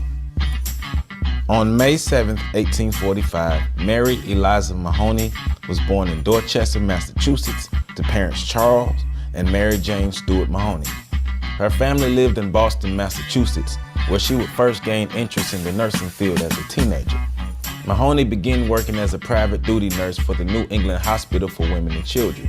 Her next move was admittance into the New England Hospital's nursing program. As a nursing student, Mahoney was challenged to endure and overcome the rigorous schedule of a nurse. She would work 16 hours a day to complete her objectives while caring for 6 patients at a time. In 1879, Mahoney became the first African-American woman to graduate nursing school in America. Because racism exists, Mahoney had trouble finding nursing jobs, so she began private nursing to make a living. She became well known for her skills and her ability to build relationships with her patients. Prominent members of the Boston community sought out Mahoney because of her impeccable reputation. She was a 5-foot-tall, 90-pound force of nature. She looked racism in the eye, laughed, and accomplished her goals. In 1909, she was recognized by the newly formed National Association of Colored Graduate Nurses as a leading pioneer in the field of nursing. She was invited to give the welcome address at the inaugural NACGN convention in 1909. She was also made a lifetime member and elected chaplain. Mahoney was also one of the first women to vote in Boston after the 19th Amendment was ratified in 1920. She briefly lived in New York, where she became the supervisor of the Howard Orphan Asylum for Black children. In 1979, she was inducted into the Nursing Hall of Fame, and in 1993, she was inducted into the Women's Hall of Fame. She lived until the age of 81, passing away from breast cancer in 1926. Mahoney was a fearless woman willing to challenge the status quo, racism, and any obstacle that stood in her way. Ms. Mary Eliza Mahoney, we proudly stand on your shoulders. For more information, please visit www.ontheshoulders1.com.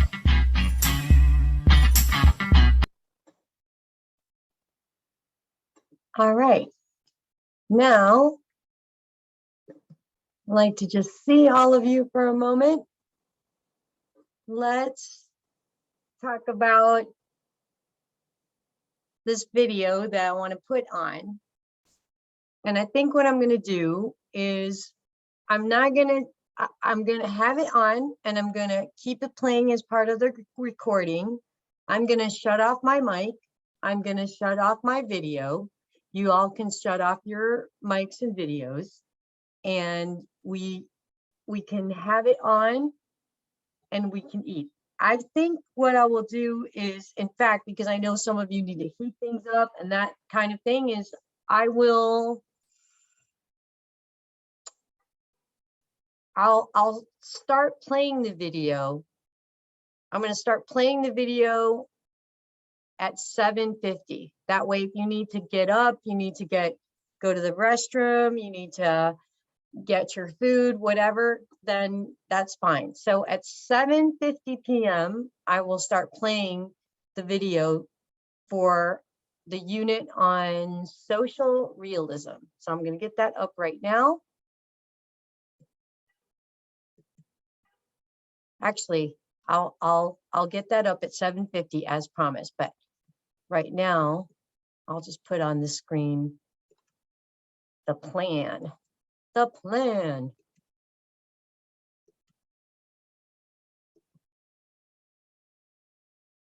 Clear this.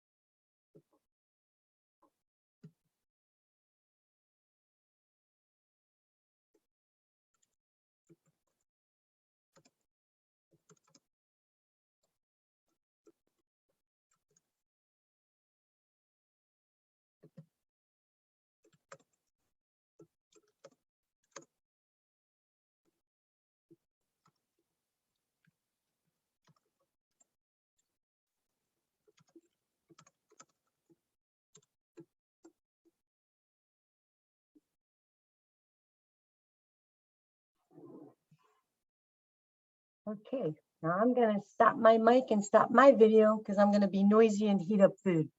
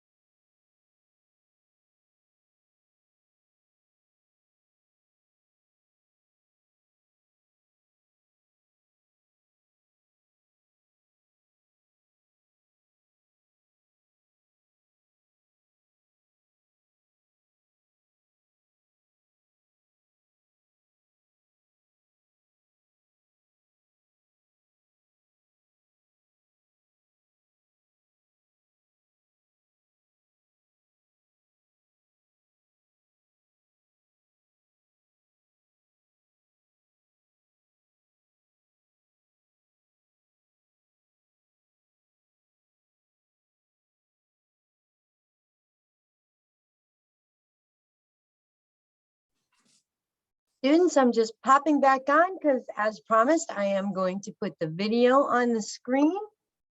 And I hope everybody has what they need. And if you don't, you know, I'm not gonna watch you while you're eating. I'm having a smoothie. So not hot food, but you know. So we're going to watch this video on the era in time that Annenberg Lerner is calling social realism. I'm going to put this on and then I'm going to mute myself again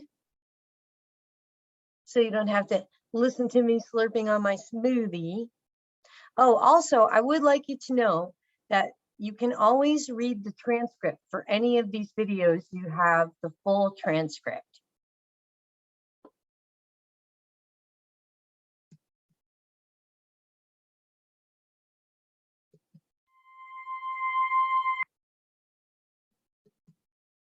Sure. Yep.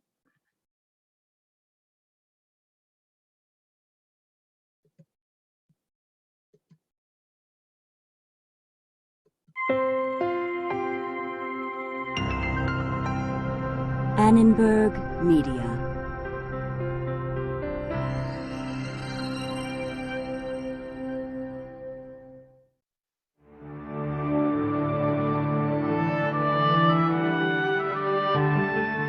New York at the turn of the century, a city split between the haves and the have-nots.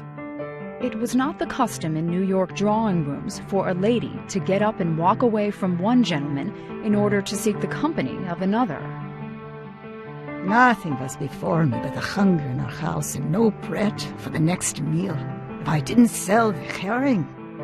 Two women writers, Edith Wharton and Anzia Yezierska, chronicled two different worlds living side by side through the lens of social realism.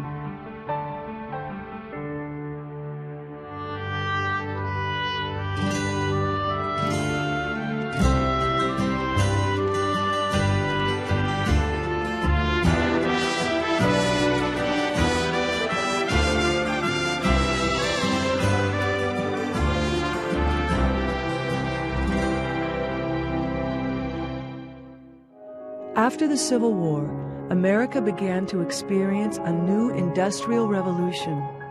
This transformation peaked in the decades between 1890 and 1920, when the nation became a predominantly urban, industrial, and consumer society. Writers responded through social realism.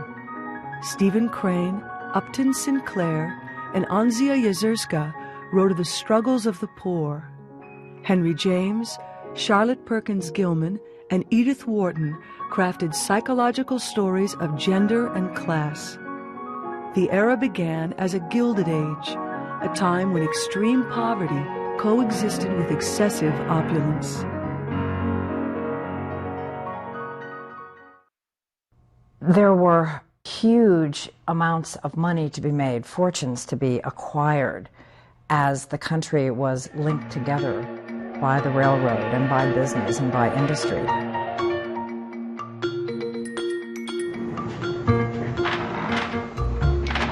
The coming of a technology after the Civil War, which allowed you to dig deeper, build higher, and dream bigger dreams, really took those major cities and made them magnificent.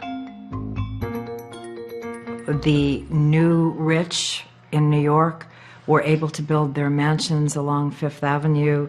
They were able to build their enormous summer cottages in Newport. It was a marvelous time for people who liked to spend money and to live very well. The Gilded Age produced a powerful new class in America with new ideas and fabulous new wealth. The old money class had to make room for the new tycoons, names like Vanderbilt, Carnegie, and Rockefeller. After the Civil War, you have this coming together of the old landed aristocracy, the people who had made their money in the 18th and early 19th centuries, who are well dug in those old neighborhoods. And these new people with new ideas, imagination, the new technology to change everything, including the very face of these cities, and no obligation to anybody who's been there before. The new American cities offered the promise of new opportunity in a new world. New York certainly was the magnet, the place that people had heard about. The early immigrants sent back glowing reports of a golden land where there were possibilities for employment and for improving one's way of life that were very attractive to people living in very oppressive conditions back in Eastern Europe. With the rapidly shifting structure of class and an influx of immigrants came competing social and political ideas. This is a time of enormous political ferment. We have utopian socialism, Fabian socialism, communism, the roots of fascism. Every imaginable kind of political ism is knocking heads in the streets of Western Europe. We have anarchists throwing bombs at czars. We have an enormous turmoil as to what the party system and the political fabric of America is going to be. In other words, this is a whirlwind which can pull in writers very, very easily.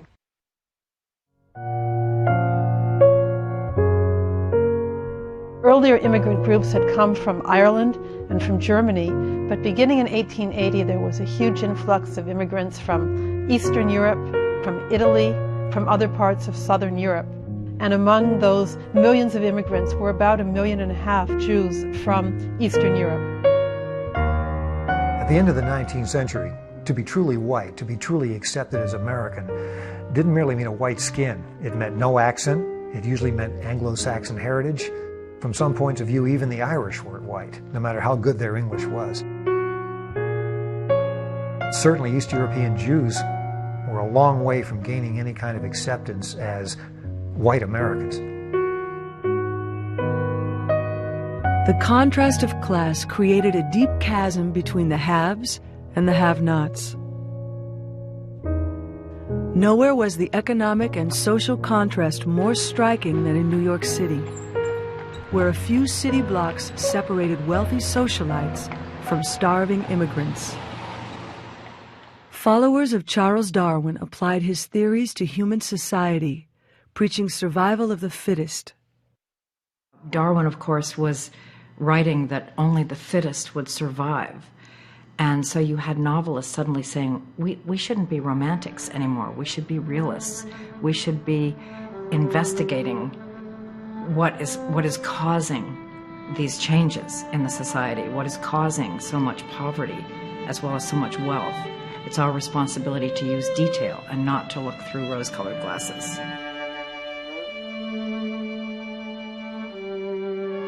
Social realism is the effort through art, particularly through literature, but also through painting, and one might even say to some extent through music, to represent the reality of the world in which we live from the point of view of a social conscience and with the ultimate goal of social action. We're looking at a moment where American literature and culture open up to a population which had not been admitted to it or had been a subject of it before. Two New York women, Edith Wharton and Anzia Yezierska, both criticized the constraints of class in American society. Rejecting the traditional expectations for women, they created a new voice in American literature. While Yezierska wrote of the struggles of poor immigrants, Edith Wharton opened a window into Manhattan high society. Edith Wharton lived an utterly fascinating life. Born during the Civil War and dying on the eve of World War II, she lived through an enormous number of changes, both in her own private world and in the world at large as she knew it.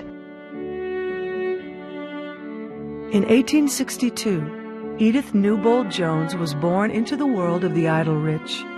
Her parents came from a colonial family who made a fortune in shipping, banking, and real estate. As a child, Edith split her time between Manhattan high society, sojourns in Europe, and summers in Newport, Rhode Island. In 1879, she was introduced to New York society as a woman with money and available for marriage. 6 years later, she agreed to marry Teddy Wharton, a gentleman of leisure. Edith Wharton's social set was small and exclusive. She wrote about it with intimate knowledge. Wharton described her world in her novel, The Age of Innocence. The world of the fashionable New York hotel, a world overheated, overupholstered, and overfitted with mechanical appliances for the gratification of fantastic requirements. Through this atmosphere of torrid splendor moved wan beings, as richly upholstered as the furniture, beings without definite pursuits or permanent relations.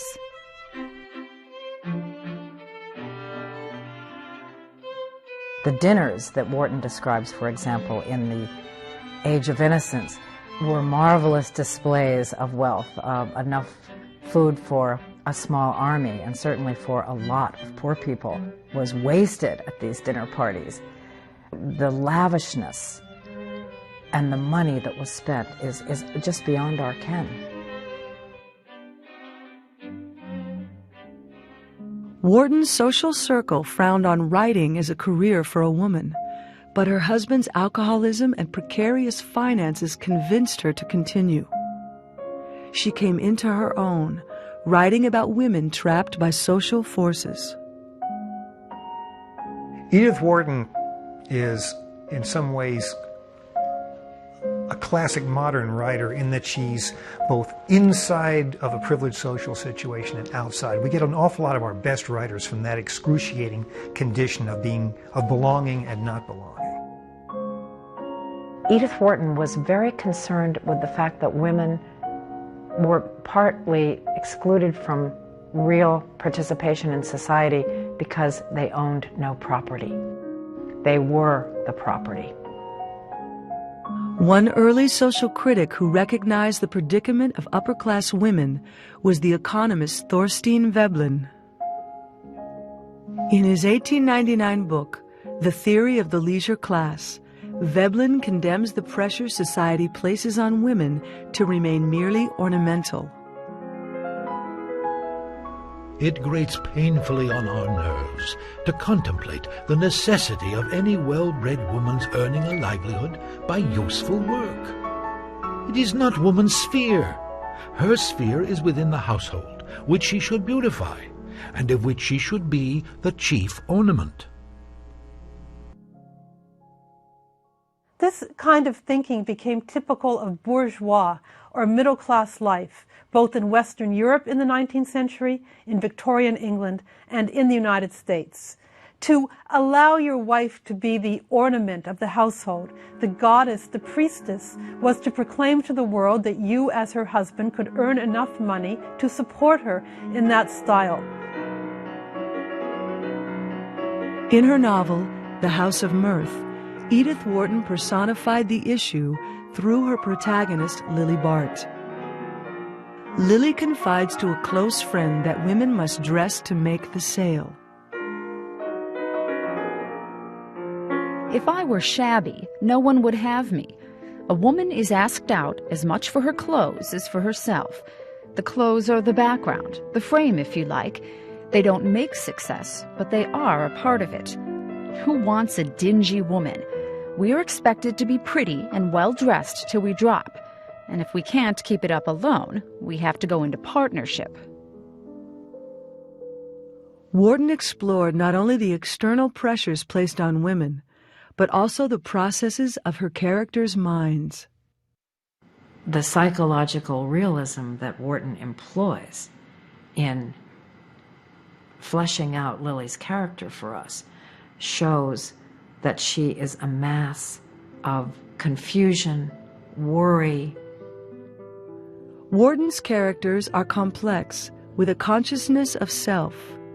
Her writing was influenced by the newly emergent ideas of psychology and internal motivations, ideas popularized by William James.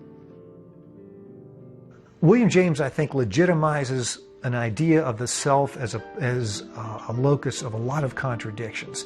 In other words, it becomes possible to describe the individual as not being driven by one motive, noble or base, or a simple conflict of two motives knocking together like a couple of jars, but a whole swirl of possible emotions based on your upbringing, based, heaven forbid, on your hormones. Lily's emotional confusion leads her to maintain her social standing while simultaneously denying it. I think Edith Wharton has an odd ambivalence about the class system. There are moments where she seems to chafe against it, moments where she seems to affirm it. It's out of that ambivalence that her fiction gets interesting. Wharton's writing was never a simple statement about women as oppressed by men. She often depicted men as similar victims of society. When we think about the leading men in Wharton's fiction, rather than the cads in the background, we still have a problem.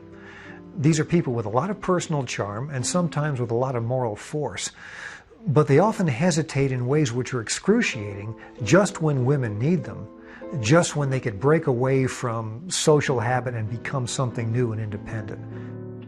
Wharton's own marriage ended unhappily. In 1911, she separated from her husband and moved permanently to France. She returned to accept a Pulitzer Prize for the Age of Innocence and an honorary degree from Yale University.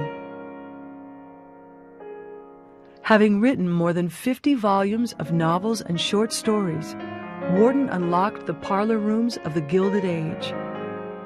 She exposed the psychologically complex world of the social elite at a time when the traditional boundaries of class and consciousness were being reshaped by social change. But I'd say in her New York, the windows are open and you can hear another world outside, a world which doesn't belong to that social class, a world which may be demanding admission or requiring the people in those drawing rooms and those opulent parlors to recognize that their city is populated by more people than just themselves.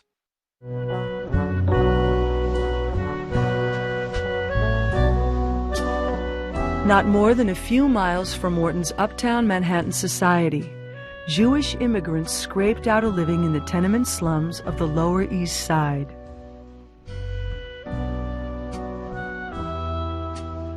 Like Wharton, writer Anzia Yazurska described her culture in intimate detail. She spoke of the hopeless trap of poverty. No, the landlord ain't gonna get the best from me. I'll learn him a lesson. An eye for an eye.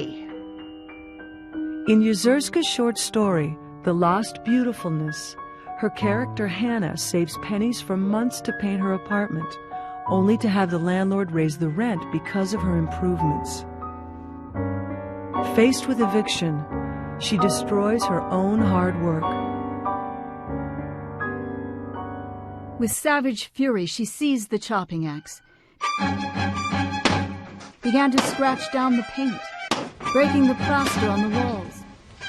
She tore up the floorboards. She unscrewed the gas jets, turned on the gas full force so as to blacken the white-painted ceiling. The night through, she raged with a frenzy of destruction.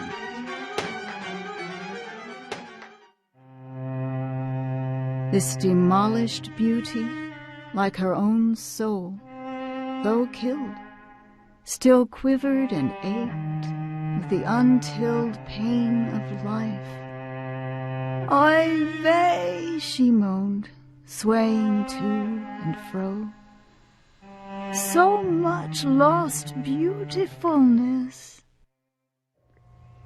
Her goal was to explain immigrant people to the rest of the Americans who were reading her fiction.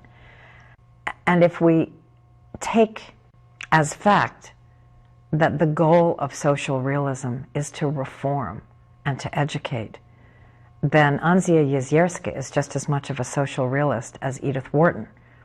Yazurska doesn't overthrow or challenge American myths. She broadens the boundaries, she changes the setting, she draws in characters we haven't seen before, she tells the old story in new ways and applies them to new people.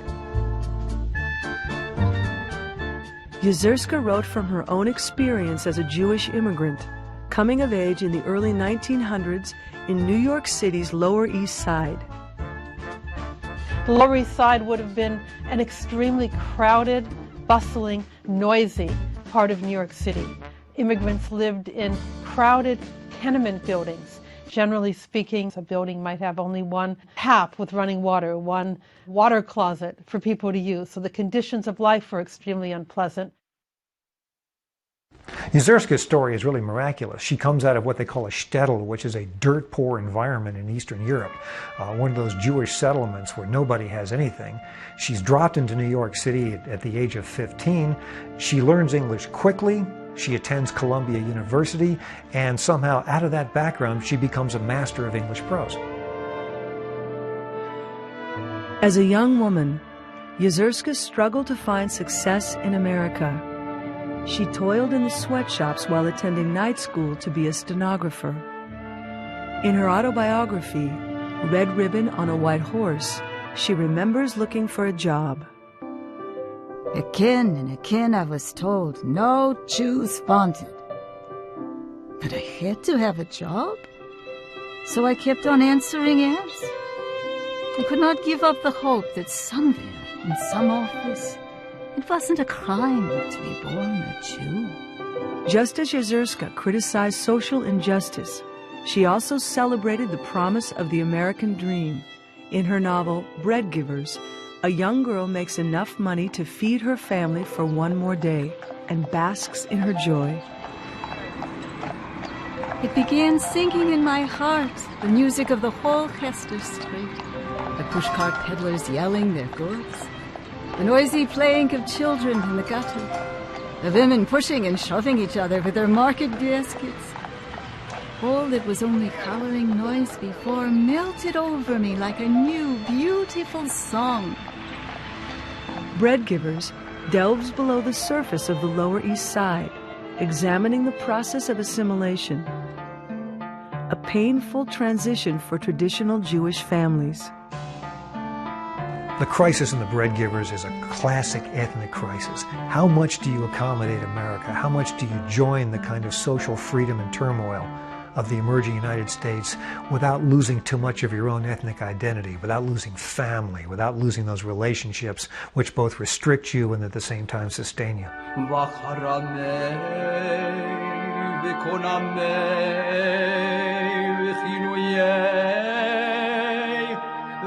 We see this strongly in Bread Givers, which is very much a book about the battle between the generations, the battle between the old patriarch from the old country who is not prepared to adjust, who is not prepared to change his view of the world in order to conform with what he sees as mistaken, vulgar, materialistic American ideals, and the youngest daughter in the family who is intent on becoming Americanized, who believes that only in Americanization does she have the possibility of becoming a person able to fulfill her potential to the fullest. The prayers of his daughters didn't count because God didn't listen to women. Heaven and the next world were only for men. Women could get into heaven because they were wives and daughters of men. Women had no brains for the study of God's Torah. But they could be the servants of men who studied the Torah. Only if they cooked for the men, and washed for the men, and didn't nag or curse the men out of their homes, only if they let the men study the Torah in peace, then maybe they could push themselves into heaven with the men, to wait on them there. It's a struggle between a patriarch, a father from the old country, who has very set and distinct ideas about what are appropriate roles for men and what are appropriate roles for women. And it's his battle with his daughter, or perhaps more accurately, his daughter's battle with him, to insist that in America there are new gender possibilities, that she as a woman does not have to be constrained into the roles that would have been her lot in the old country, and which her father wants to perpetuate for his daughters, even though they're now living in New York, in America. Sarah's journey takes her in a circle out into mainstream America and back to her father. She comes to realize that even after finding success, she cannot abandon her family and culture. It wasn't just my father, but the generations who made my father, whose weight was still upon me. And these are the last words of the book. Her realization that no matter what she does in her own culture, she will never be respected. Only as a wife who enables her husband to study will she be respected. And this can only create anger and bitterness. She has gone as far as a Jewish woman can go in her particular generation, in her particular culture. And she knows that set beside American ideals, it is not enough. And this is the conflict with which the book closes. Will Judaism change? Will America change? Will things change for women? With her literary success, Yezierska moved from New York City, but found that she could not write outside her old neighborhood. She moved back to the Lower East Side and found her muse once more. She died in 1970 at age 91. Yezierska aspired to be what some of Wharton's characters were. And yet Yezierska came to the same conclusion that Wharton did. And that is, one gives up a huge amount to reach that point. If one goes too far away, not only from one's family, one's roots, but also from one's moral compass. She certainly did not want to be known as a woman writer. She certainly did not think of herself as a Jewish writer.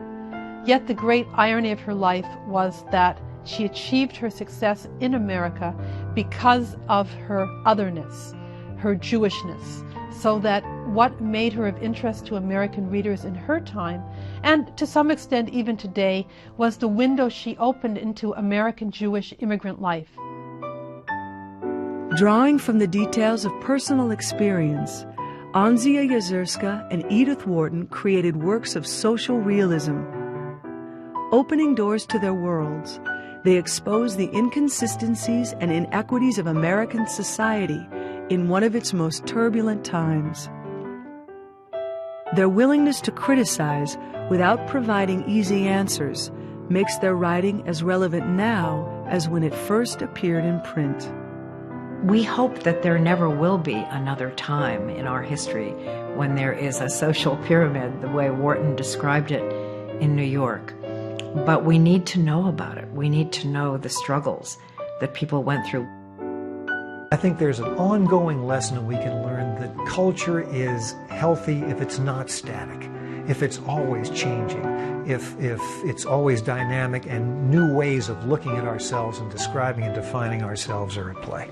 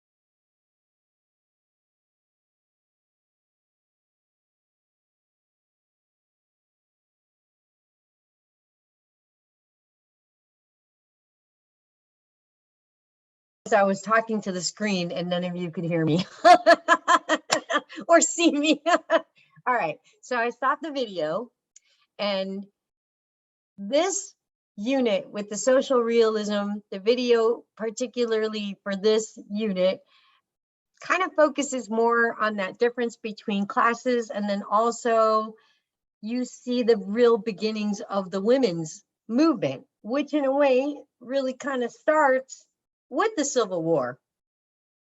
So now I just felt like we could go a little bit further than we were, and we did jump a bunch of decades, but we're kind of skipping around because I want everybody to have a full feeling for the historical cultural changes in the United States and try to get you to where you are now. Now, some of you have been in the United States your whole entire lives. A lot of you are immigrants, or maybe your parents came here from another country.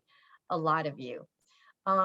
It's very interesting that gender is still something that we struggle with today.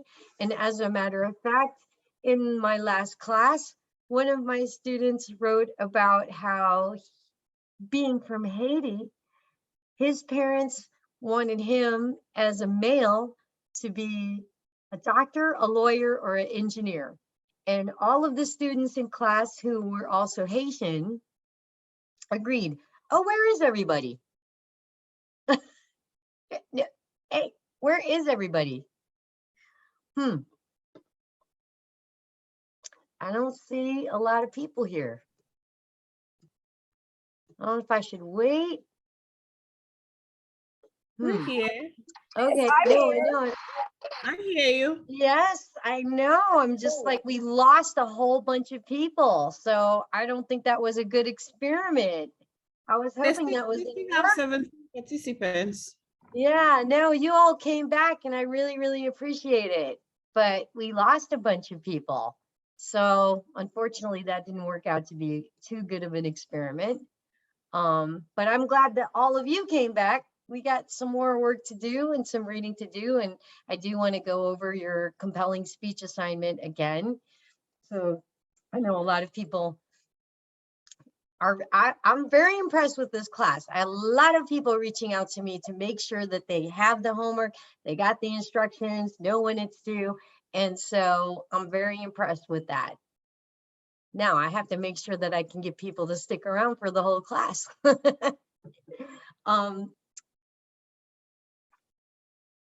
In the video, they talked about Anna Yezierska, and I will be posting a short reading assignment, one of her short stories.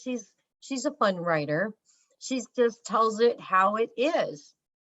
Now, I thought that since they go into this whole big spiel about Edith Wharton and how she wrote about what she called the Age of Innocence, it was only really an age of innocence if you were really, really wealthy. And it says a lot that American literature, it's almost like, oh, there's this half and there's this half, but we know that very, very, very few people are really experiencing that great wealth like the Rockefellers, but they were kind of the celebrities of their time. They were the big stars because they had money and they threw it around. They had too much money in some cases, you could say, because they got into drugs, they got into alcohol, all of those things, all the things that we know that fame does to people, or maybe having too much leisure, too much money. Of course, in this video, they're talking about the social realism of being trapped, kind of feeling trapped by that money, having to play a certain part, a certain role in society. And then you see that you have people living without wealth, and maybe they have some more freedom of their mind. So Anna Yezierska, she could write all of these stories and her life was rich and full, but she couldn't escape her culture, her upbringing, and there were very, very big lines drawn to keep her in place as a woman. So there's a lot more social realism than just between the genders, but this is when they really want to kind of bring it to your attention. All right, I'm going to look for my next.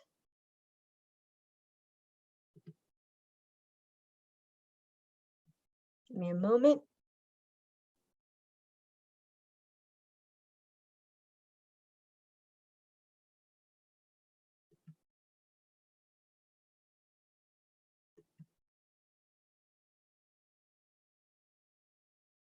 And I thought that it would be kind of fun to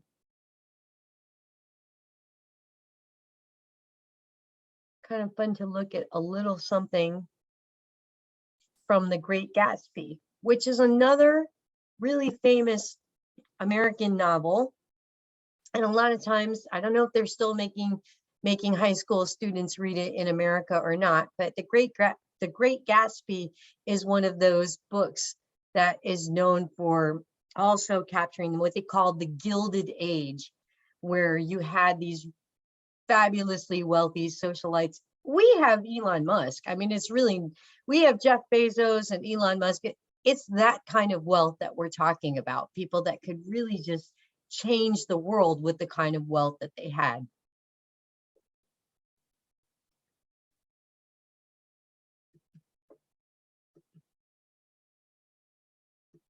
All right, but we just watched a video, so I don't want to do a video right now.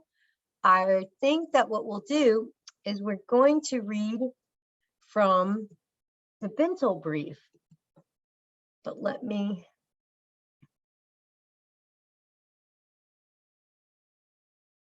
I thought that they mentioned the Bintel Brief in this video.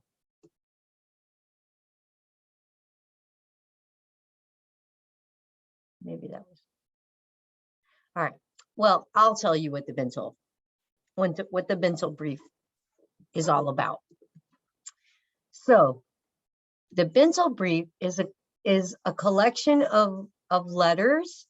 It would be a letter to the editor, and then the editor would give advice. And these are kind of fun to read because they're like a little snapshot into what life was like. And the Bintel Brief is really part of American Jewish history, and that immigrants, when they were really coming to escape persecution, and they were coming to America to start life all over again, and they had their own communities, and this was like a local paper.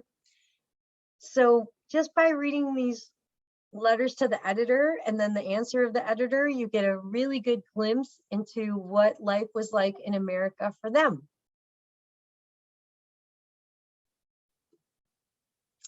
Boy, I didn't have that many readers now. There's just us. It's just, let's see, I've got Rose Mina, I've got Pauline, I've got Michaela, I've got Sheila, and I've got Bahina. All right, so I'm going to give you guys numbers we're going to read. And I will be the editor. I'll just read whenever it's the editor's turn, I'll read the editor. So let's do, since we have 5 of you, well, I don't even know if there are 5 letters. Let's see. I think 1, 2, 3. Well, I'll tell you what, we're still going to go in order. And then if you don't get a reading part during this section, you know that I'll have you read soon. So okay, so Rose, you're going to be my first reader, and Pauline, you're going to be my second reader. Michaela, you'll be 3rd. Sheila, you'll be 4th, and Christelle, you'll be 5th.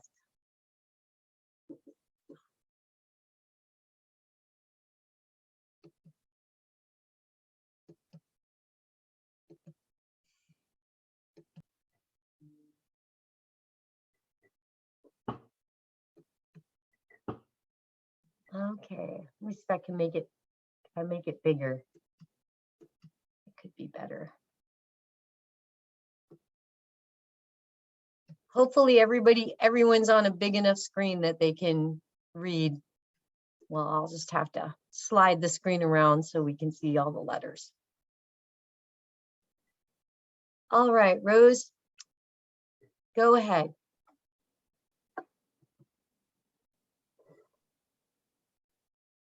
Rose? Okay.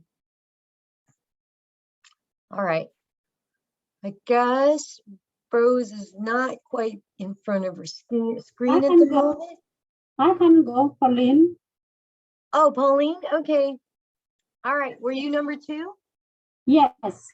All right, go for it. Okay. What there, Diane? You are the editor, right? Just say editor. What the editor? I was born in America and my parents gave me a good education. I studied Yiddish and Hebrew, finished high school, completed a course in bookkeeping and got a good job. I have many friends and several boys have already proposed to me. Recently, I went to visit my parents' hometown in Russian Poland. My mother's family in Europe had invited my parents to a wedding, but instead of going themselves, they sent me. I stayed at my grandmother's with an auntie and an uncle and had a good time. Our European family, like my parents, are quite well off and they treated me well. They indulged me in everything and I stayed with them 6 months. I was lively in the town. Where are we? Okay, there were many organizations and clubs and they all accepted me warmly, looked up to me. After all, I was a citizen of the free land, America. Among the social leaders of the community was an intelligent young man, a friend of my uncle's, who took me to various gatherings and affairs. He was very attentive, and after a short while, he declared his love for me in a long letter. I had noticed that he was not indifferent to me, and I liked him as well. I looked up to him and respected him, as did all the townsfolk. My family became aware of it, and when they spoke to me about it, I could see they thought it was a good match. He was handsome, clever, educated, a good talker, and charmed me. But I didn't give him a definite answer. As my love for him grew, however, I wrote to my parents about him, and then we became officially engaged. A few months later, we both went to my parents in the States and they received him like their own son. My bridegroom immediately began to learn English and tried to adjust to the new life. Yet, when I introduced him to my friends, they looked at him with disappointment. "This greenhorn is your fiancé?" they asked. I told them what a big role he played in his town, how everyone respected him, but they looked at me as if I were crazy and coughed at my words. At first I thought, let them laugh. When they get better acquainted with him, they will talk differently in time though. They will talk differently. In time though, I was affected by their talk and began to think like them, that he really was a greenhorn and acted like one. In short, my love for him is cooling off gradually. I am suffering terribly because my feelings for him are changing. In Europe, where everyone admired him and all the girls envied me, he looked different. But here I see before me another person. I haven't the courage to tell him, and I can't even talk about it to my parents. He still loves me with all his heart, and I don't know what to do. I choke it all up inside myself, and I beg you to help me with advice in my desperate situation. Respectively, worried reader. Answer.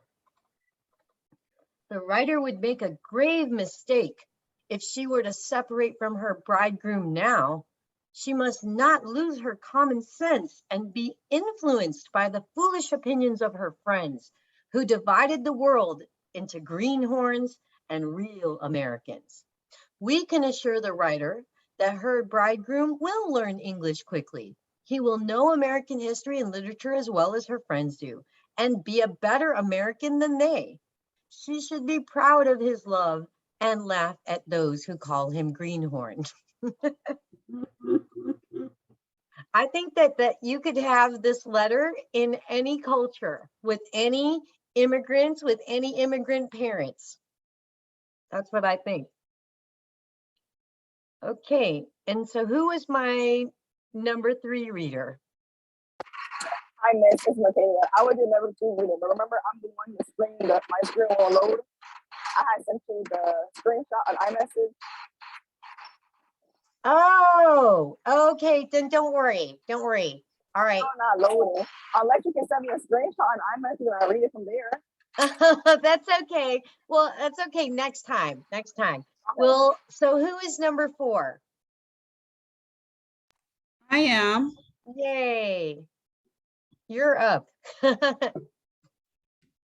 All right.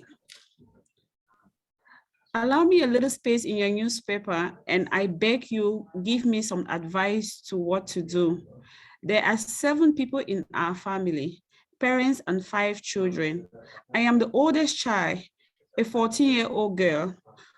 We have been in the country 2 years, and my father, who is a fireman, is the only one working to support the whole family. Okay, just a moment. Get that in place. All right. I go to school where I do very well, but since times are hard now and my father earned only $5 this week, I began to talk about giving up my studies and going to work in order to help my father as much as possible. But my mother didn't even want to hear of it. She wants me to continue my education. She even went out and spent $10 on winter clothes for me, but I didn't enjoy the clothes because I think I'm doing the wrong thing. Instead of bringing something into the house, my parents have to spend money on me. I have a lot of compassion for my parents. My mother is now pregnant, but she still has to take care of the 3 brothers we have in the house. Mother and father work very hard and they want to keep me in school. I am writing to you without that knowledge, and I beg you to tell me how to act, hoping you can give me advice. I remain your reader, S. Answer. The advice to the girl is that she should obey her parents and further her education, because in that way she will be able to give them greater satisfaction than if she went to work. And then here's a little note. The hunger for education was very great among the East Side Jews from Eastern Europe. Immigrant mothers who couldn't speak English went to the library and held up the fingers of their hand to indicate the number of children they had. They then would get a card, give it to each of their children and say, go, learn, read. I graduated from PS20 with George Gershwin, Edward G. Robinson, Paul Mooney, and Senator Jacob Javits, all sons of immigrants.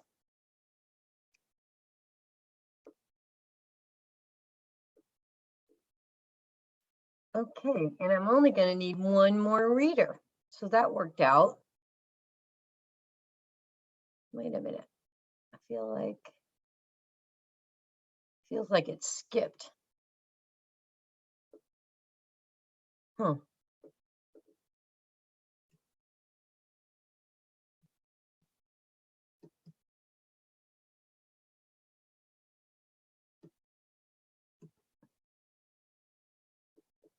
Where did you go? Where did you go? All right. You know what? I'm not going to worry about that because I don't know why it had a break in it anyway. But what I do want to do is I want us to read W.E.B. Du Bois' The Talented Tenth, which is a speech, but I'm thinking we should read about him even before we read the speech. So here we go.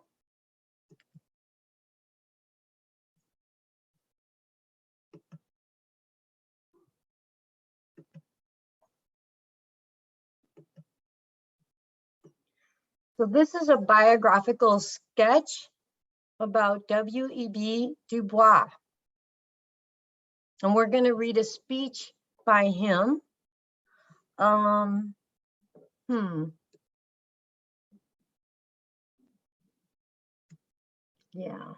All right, I'm just going to go ahead and read this and just follow along with me, and then we'll go to the speech. W.E.B. Du Bois, born in 1868, died in 1963.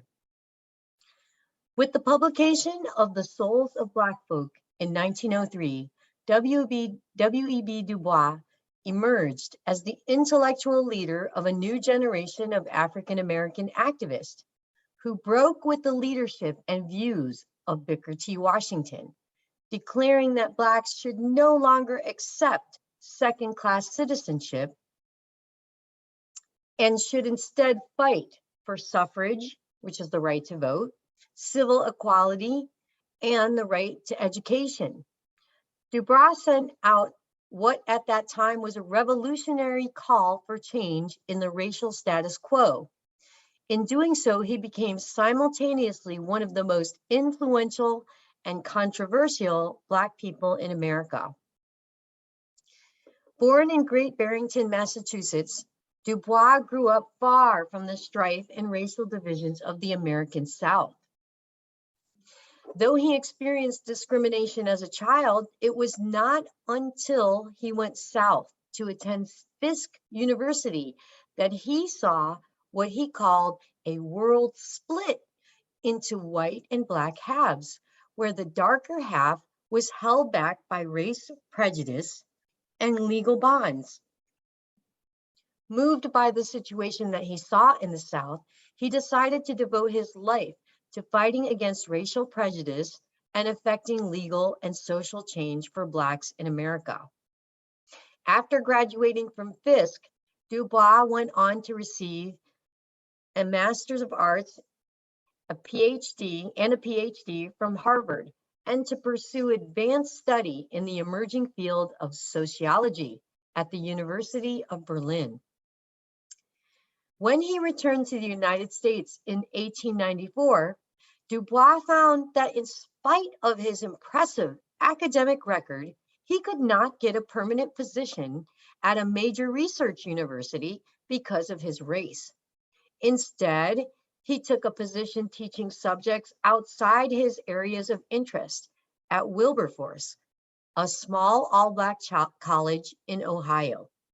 In 1897, he left Wilberforce to take a temporary position at the University of Pennsylvania and later a permanent position at Atlanta University, where he conducted systematic sociological studies of what was then termed the Negro problem. But Du Bois' faith in the importance and the efficacy of objective scientific inquiry was shaken by horrifying incidents of racial violence in the Reconstruction era South. As he later put it, one could not be a calm, cool, and detached scientist while Negroes were being lynched, murdered, and starved. By the turn of the century, Du Bois had concluded that his scholarly studies were doing little to change the reality of everyday life for African Americans. Accordingly, he committed himself to more public political action. One of Du Bois' first acts in his new role was to offer a strong critique of Booker T. Washington's position on African American rights. Espousing what often sounded like an acceptance of disenfranchisement, segregation, and second-class citizenship in exchange for low-level economic opportunities. Washington was popular with white audiences and had come to be regarded as the undisputed leader of the African American community. Although Du Bois had previously supported Washington's conciliatory philosophy, in The Souls of Black Folk, he modified his position. Quote, so far as Mr. Washington apologizes for injustice, North and South, does not rightly value the privilege and duty of voting, belittles the emasculating effects of caste distinctions, and opposes the higher training and ambition of our brighter minds. We must unceasingly and firmly oppose him. Du Bois' shift from supporting to challenging Washington was typical of what would become a pattern in his career. He changed his mind or modified his views on so many different topics and issues that his ideology can be difficult to characterize. In 1905, Du Bois joined with other critics of Washington to form the first all-Black protest movement in American history, the Niagara Movement, which was dedicated to direct action to end racial discrimination. By 1910, the Niagara Movement was folded into a new organization, the National Association for the Advancement of Colored People. Du Bois was recruited to serve as the NAACP's Director of Publicity and Research, and was for many years the only African American among the organization's leadership. In this position, Du Bois edited the association's official magazine, Crisis, and reached an enormous audience with his message of civil equality and educational opportunity. Increasingly radical in his views and at odds with the leadership of the NAACP, Du Bois was forced to resign as editor of Crisis in 1934. He then began to focus his energies on working for broader, worldwide race reform and international understanding, leading a series of Pan-African conferences, working with the United Nations, and serving as chairman of the Peace Information Center. Du Bois eventually became convinced that communism offered the greatest hope for racial equality and world peace, a position that made him extremely controversial and alienated him from many more mainstream African American organizations. In 1961, he joined the Communist Party and left the United States to live in Ghana, where he died at the age of 95. Throughout his long career, Du Bois was an untiring champion of both African American and human rights in the United States and around the world. So he did a whole lot in his lifetime. And one of his most famous speeches is called The Talented 10th, and he delivered it in 1903, long before he was ever kicked out off of writing for the magazine Crisis, because he wasn't, he wasn't a communist yet. And, there was a world war. After 1903, there was a world war. There were two world wars during his lifetime. And a lot of people were choosing different political, political governments as a result. A lot of people were trying to figure out, how can we never have a world war again? When I was growing up, it was a bad thing to be a communist too. I know I love my freedoms as an American. I think that's what it comes down to. Okay. So W.E.B. Du Bois, The Talented 10th, 1903. I'm going to read the background, and then I'm going to ask people to volunteer to read. I'll stop sharing the screen and I'll find out who's going to read. And I'm just going to have, let's see, we have 1, 2, 3, then this little one. So I'm going to count these two together. 1, 2, 3, 4, 5, 6, 7, 8. All right. So I'm gonna need 7 or 8 readers. because I did see some shorter paragraphs too. So W.E.B. Du Bois, the talented 10th, 1903. And I know we just read it about him, but let's go ahead and read this biographical sketch. William Edward Burghardt, W.E.B. Du Bois, was born in Great Barrington, Massachusetts, and excelled in his community's public schools. Encouraged by his teachers to pursue academics, Du Bois earned bachelor's degrees from both Fisk University and Harvard University. He engaged in postgraduate studies at the University of Berlin and Humboldt University, and later became the first African American to earn a PhD at Harvard. He believed that Booker T. Washington's focus on technical and vocational education for Blacks did not go far enough. And in this address, 8 years after Washington's, and he means after Booker T. Washington's Atlanta Compromise speech, Du Bois explains his approach to education for Blacks. I'm not used to saying Blacks. I don't know. It changes with every generation. What is the right thing to say? But I wouldn't call white people whites. So I don't feel comfortable calling Black people Blacks. That sounds odd to me. But then again, we're just about to read about the Negro race. So language changes and it means different things at different times.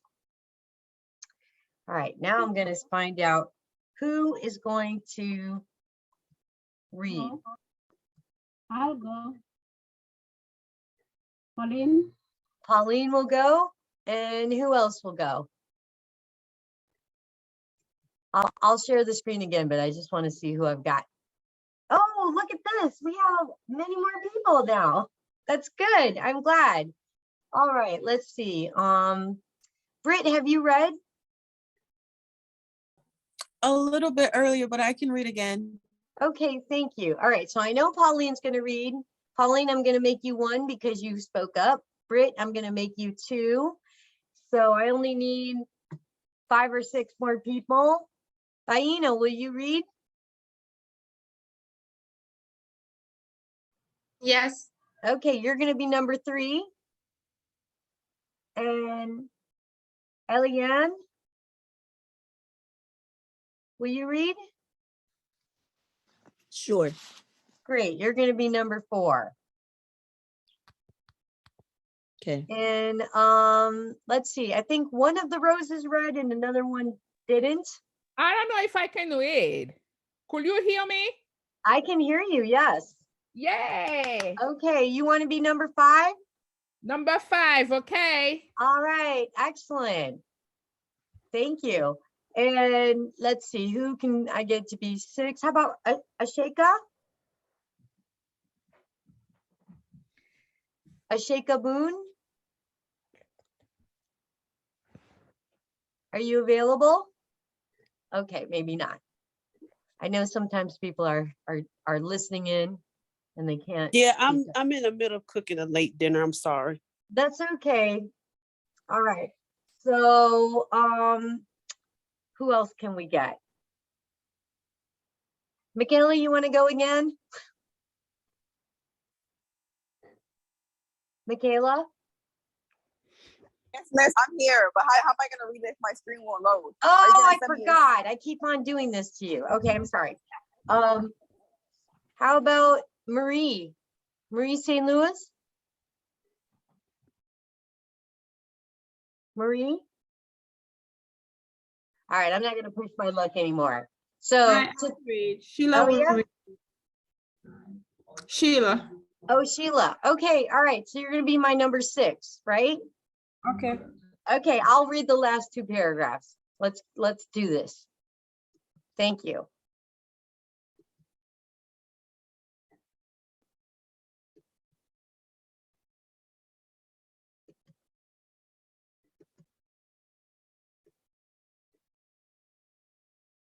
Okay, number 1, you're up. The Negro race, like all races, is going to be savaged by exceptional men. The problem of education, then, among Negroes must first of all deal with the talented 10.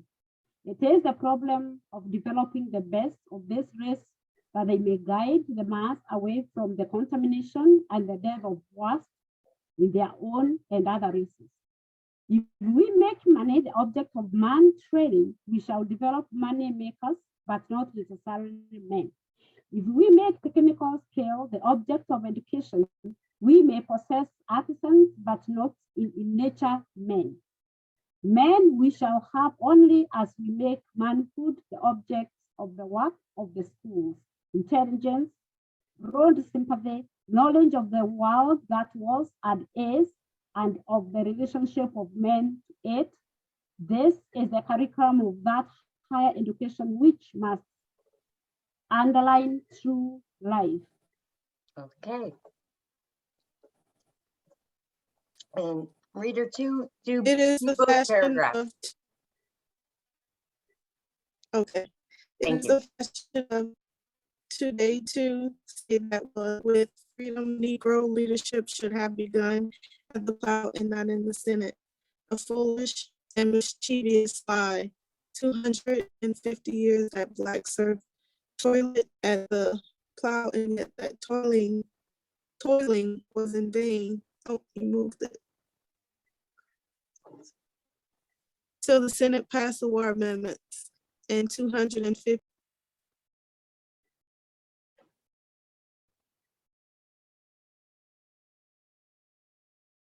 Can you see it?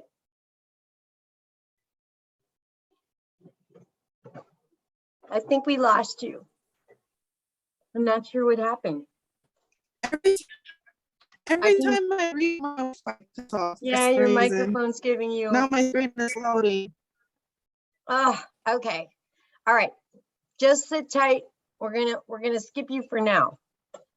So, reader number 3, are you ready?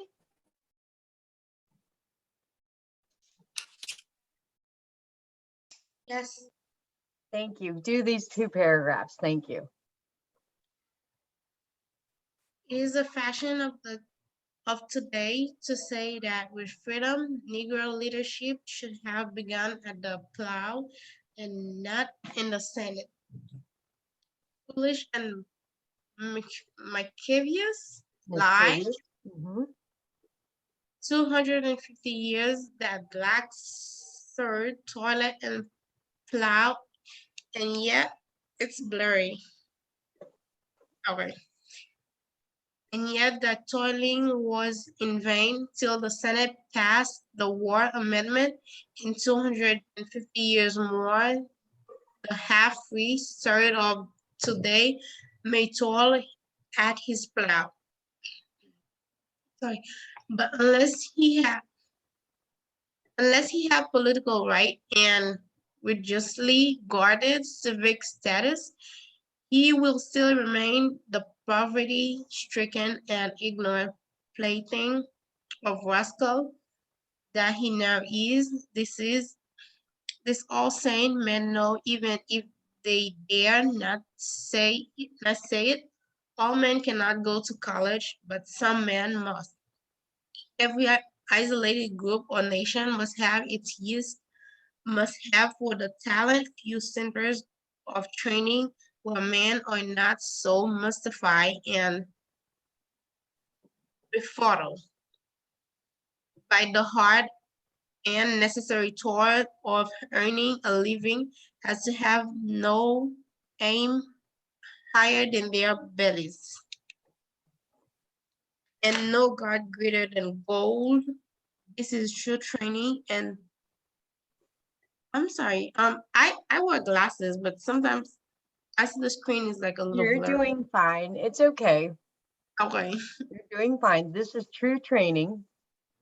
Okay. As I have to no aim higher than their bellies, and no God greater than gold. This is true training.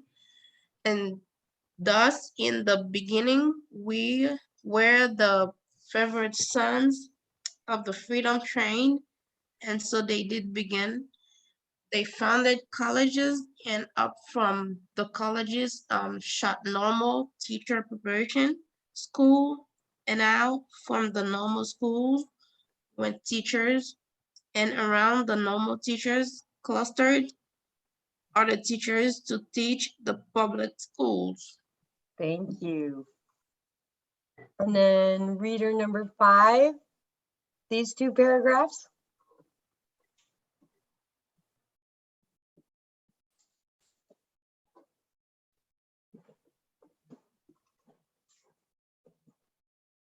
Reader number 5. Hello? Hi. Yeah, we start on the college of Bred Negro. Yeah.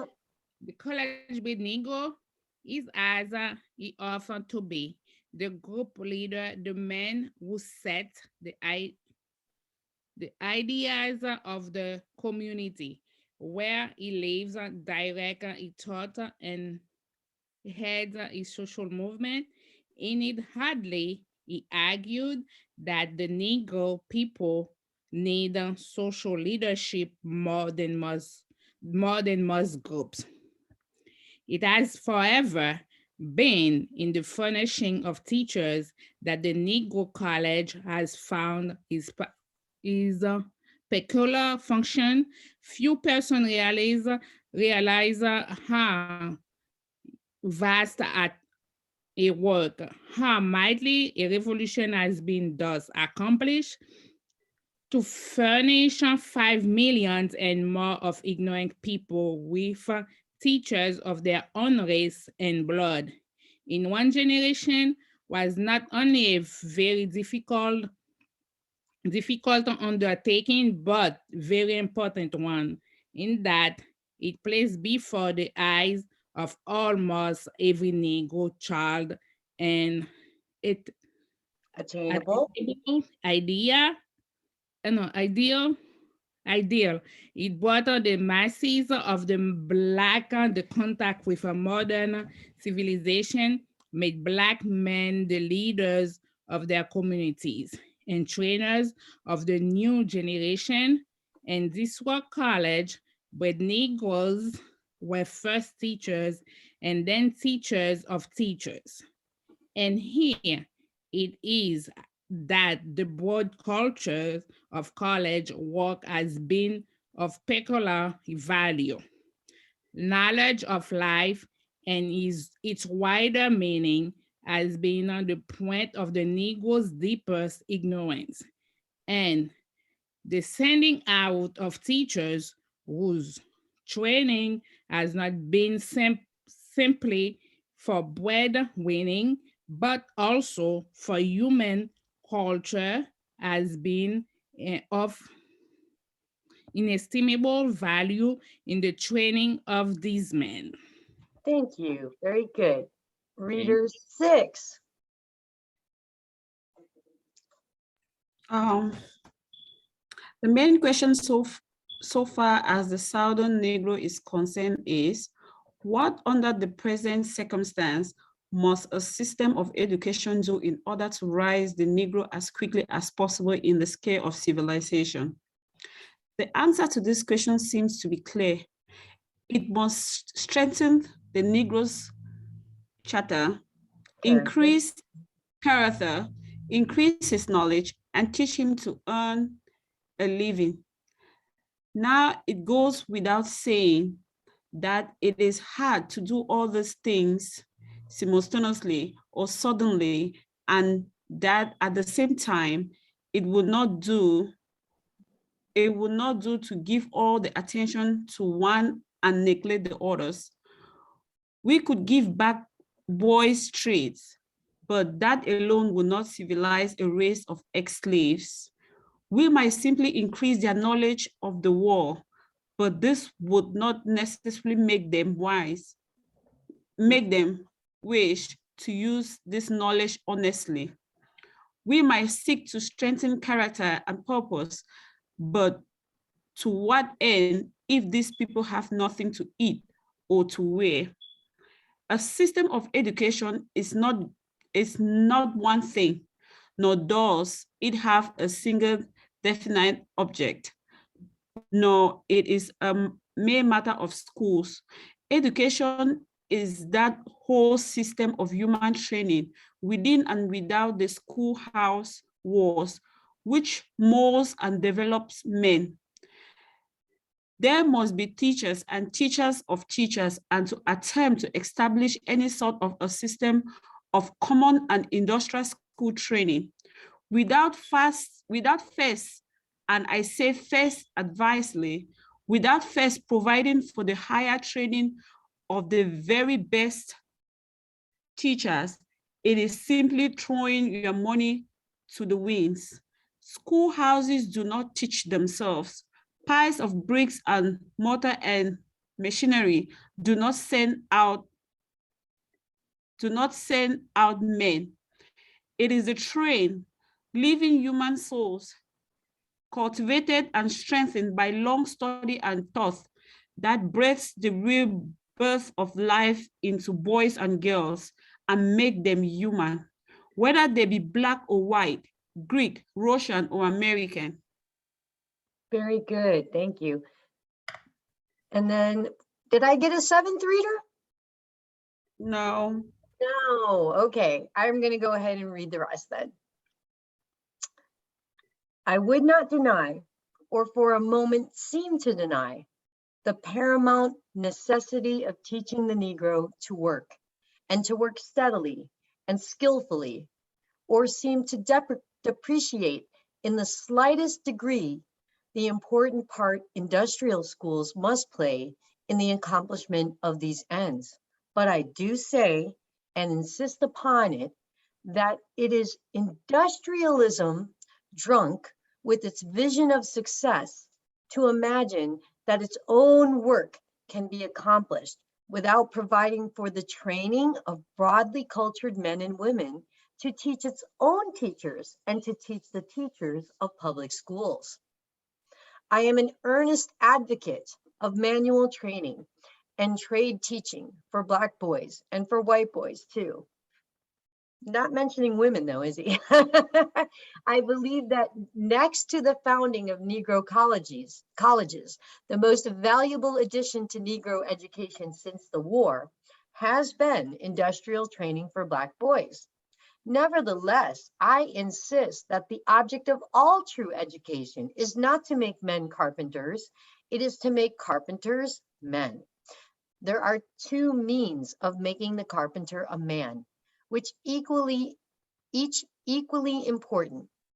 The first is to give the group and community in which he works liberally trained teachers and leaders to teach him and his family what life means.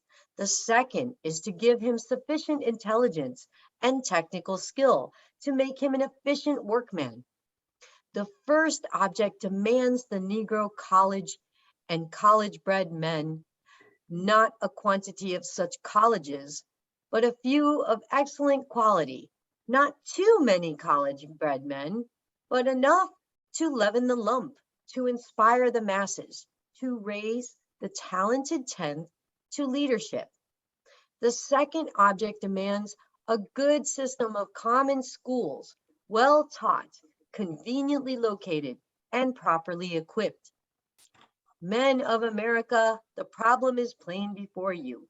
Here is a race transplanted through the criminal foolishness of your fathers. Whether you like it or not, the millions are here, and here they will remain. If you do not lift them up, they will pull you down. Education and work are the levers to uplift a people. Work alone will not do it unless inspired by the right ideals and guided by intelligence. Education must not simply teach work, it must teach life. The talented 10th of the Negro race must be made leaders of thought and missionaries of culture among their people. No others can do this work, and Negro colleges must train men for it. The Negro race, like all other races, is going to be saved by its exceptional men. I have to smile. I have to smile at this because I've never really thought about it from the perspective of gender before. But boy, you could really feel it there, can't you? And it's very, very interesting. Society changes. And the only way that society changes is because of people speaking up and speaking out. And so with that in mind, I'm going to switch us back to the realm of speeches, because you'll all have to write a speech very soon. That's what your next assignment is. It's going to be your compelling speech draft. So I thought we would listen to 11-year-old Naomi Wadler. She spoke at the March for Our Lives rally, which was a rally put together by a group of high school students and across the nation, high school students that came together and they held a rally because, well, they're sick of having to go through active shooter drills. And they're sick of all the headlines, as we all are, you know, of people just being shot up or having to worry about being shot in a school. My own children were in elementary school the first time that it happened in our nation. We had the Columbine mass shooting, but now it's just become this crazy thing that happens way too often. Oh, it says I can watch this on YouTube. Anyway, here we go. Only at Metro by T-Mobile, you can upgrade to 5G and get more. So you can do that until that's done. You don't need to listen to that ad.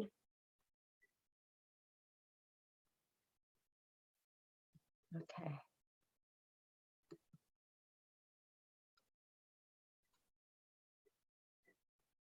Is this on?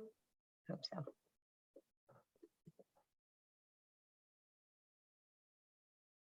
My name is Naomi and I'm 11 years old.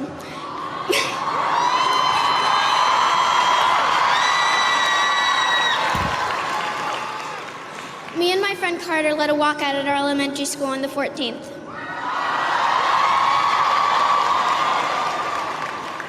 We walked out for 18 minutes, adding a minute to honor Cortland Arrington, an African-American girl who was the victim of gun violence in her school in Alabama after the Parkland shooting. I am here today to represent Cortland Arrington. I am here today to represent Hadia Pendleton. I am here today to represent Tiana Thompson, who at just 16 was shot dead in her home here in Washington, D.C. I am here today to acknowledge and represent the African-American girls whose stories don't make the front page of every national newspaper.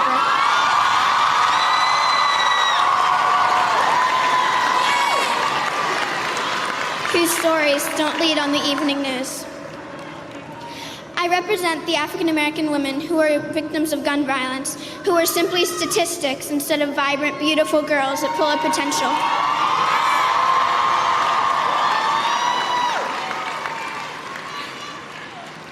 It is my privilege to be here today. I am indeed full of privilege. My voice has been heard. I am here to acknowledge their stories, to say they matter, to say their names, because I can, and I was asked to be.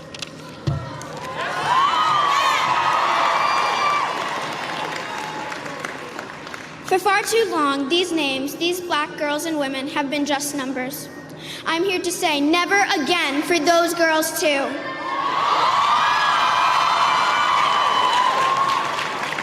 I am here to say that everyone should value those girls too. People have said that I am too young to have these thoughts on my own. People have said that I am a tool of some nameless adult. It's not true.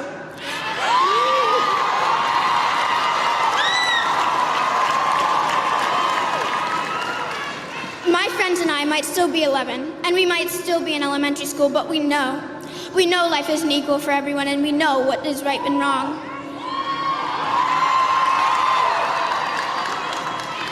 We also know that we stand in the shadow of the Capitol, and we know that we have 7 short years until we too have the right to vote.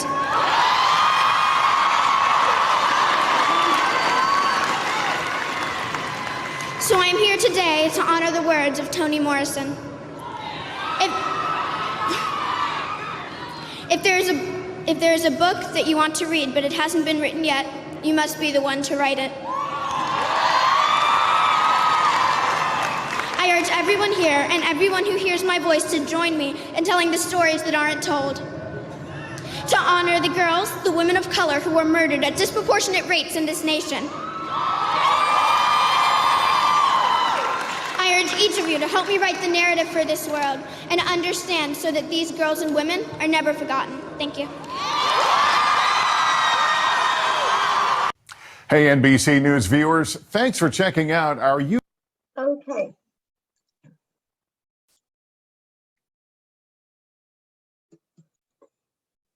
So I wanted to switch back to speeches briefly before we say goodnight. And I'd like to maybe get a little feedback from all of you. What stood out tonight from everything that we've read? What kind of hit you in a way? You know, it could be in a good way, it could be in a bad way, but from everything that we've read and watched tonight, what did you think? And if you're really stuck, you can just tell me, how do you feel about the fact that you are going to be writing a speech?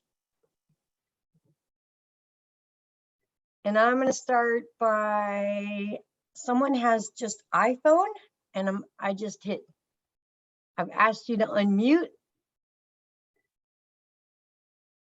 We're going to do just a little round robin. Let's just all check in one at a time. So I don't know if the person who has an iPhone knows that I'm asking. All right. I know I'm making you guys talk a lot, huh? I want to be your teacher. I'm only with you for another month after this. You know that. I want to get to know you while I can. But I will be getting to know you mostly from your drafted speeches and things like that. All right, I'm going to try.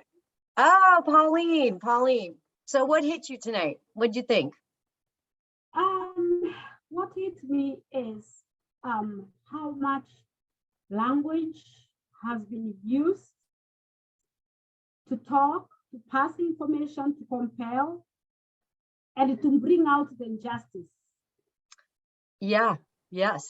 Language has so much power, and the way that we deliver, the way that we communicate with each other. Thank you. How about Baina?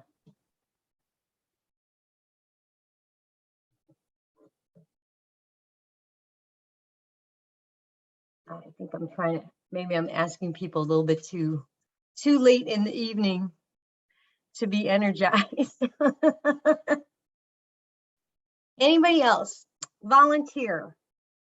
Anything from tonight kind of hit you, jump out at you, make you think differently than you might have thought before? We've been kind of skipping around in history.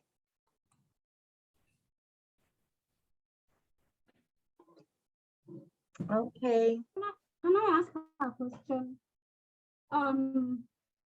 The Civil War, was it just about the, sorry to say, blacks or the slaves versus the white, or we had also white people fighting, you know, just to help and bring the idea of slavery that it wasn't right?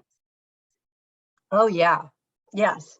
I mean, and the thing is, I could literally spend months just going over the literature that came out of slavery and the literature that came out of anti-slavery movements. You know, I'm really, there's just so much. And I hate to say it, but it's something that we're still struggling with. We're still, you know, we're still struggling in this country to get everyone in this country to understand that Black Lives Matter and that it's not about race. And as a matter of fact, when we get to our poetry unit, we'll be delving deeper into that. I'm going to spoil it. I don't want to spoil it, but I love it when we get into the poetry unit, and we will listen to a little bit of music too, because poetry also includes lyrical poetry, which is basically just lyrics, poetry set to music. Okay, I'm not going to force people to talk when everybody seems to be a little bit tired tonight. And I do think we should go over. Oh, did someone want to say something? Sheila. Yeah, I wanted to say the part that what just struck me was the part that the girl wrote to the editor about how she found her lover in Portland, and her friends were laughing at him or her. It's still the same thing in the African community today. If there are Africans here, they will bear with me that when a girl goes to Africa to bring a spouse, it's looked upon very funny, just like how that girl was looked upon. Otherwise, when a man goes and bring a wife, it's kind of okay for the society, but when it's a girl, they don't look at it funny. They like make jokes about it and stuff like that, and you end up seeing that relationship goes sour. So it was really striking to me because that was like back in the days, and it's still happening today. Absolutely. That's the thing, is that, you know, I love to believe and think and feel that education changes things, but it only changes whoever's mind is being expanded at the time, and your heart has to be open to it. But human nature does not change. And even in that story, you know, it's really, I could kind of feel a little bit for that, for the bride, because she's obviously very, very young, and it's so important to her what her friends think. You know, I mean, she didn't even realize whether she loves this guy or not until it depends on how her friends feel, right? Yeah. And it's going on today. Yes, as a matter of fact, so.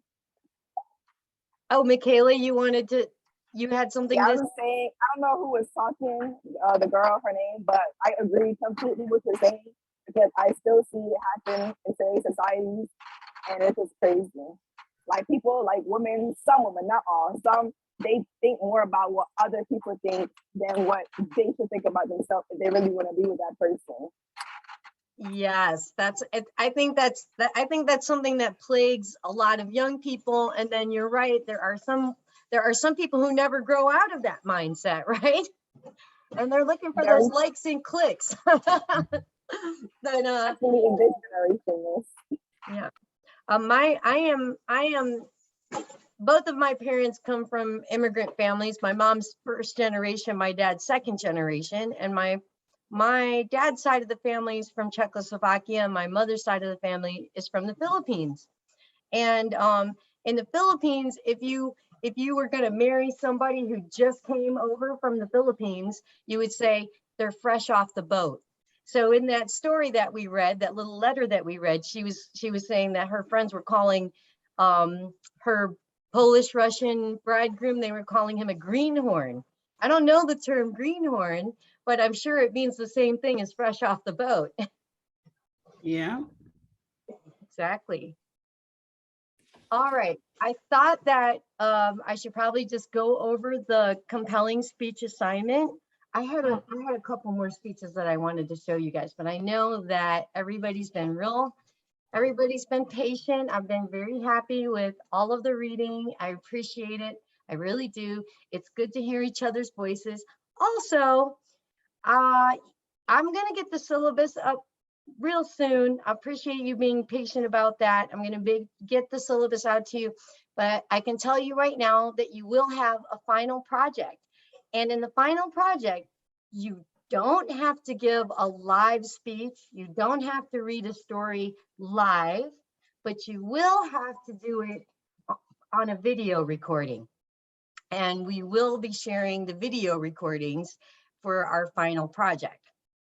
So that's why I'm preparing you all. And that's why I want to get you used to reading and hearing your voice and sharing your voice with all of your classmates.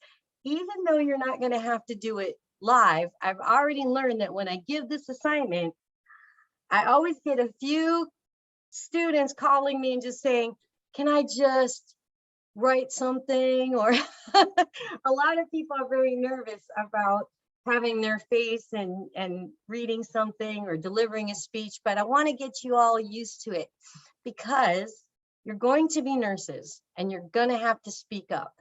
A lot of times you're going to have to speak up.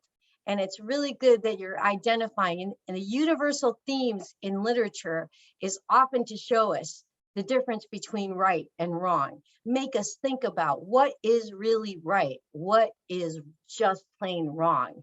And I think that's kind of what W.E.B. Du Bois was trying to say when he was saying that education, it's not just about learning a skill or learning a trade where you can make money and support yourself, but it's also about learning about life and learning about yourself. And that's why your free writing assignment was about what is the passion that made you decide to become a nurse, because I'm telling you, you're going to have to hold on to that passion. You know that sometimes it's not going to be easy. Sometimes you're going to be studying for the NCLEX and you don't want to. You just worked a double shift, right? So you have to hold on to that passion. And that's why you had a whole writing assignment just to do that, just to let me know how you felt about that. Now I'm going to get back to the screen. I'm not going to keep you much longer. I don't like to keep you all the way to 10 o'clock. It's a long, long day and a long, long night for a lot of you. So, and we really only took a 10-minute break tonight because YouTube channel. I had Subscribe by clicking on that video button. on. I gotta get out of here. See, there we go. All right, let me call up my compelling speech. Oh.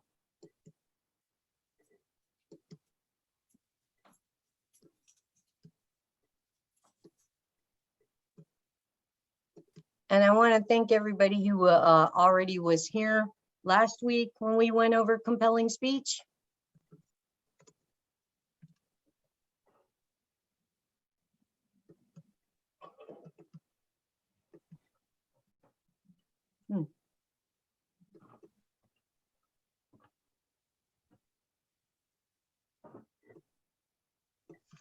So this is where I'm going to go over the assignment instructions. So anybody who has any questions, make sure that you're going to be asking those questions now, which doesn't mean you can't call me. You can always text me. Always text me if you have questions. I will get back to you as soon as I can.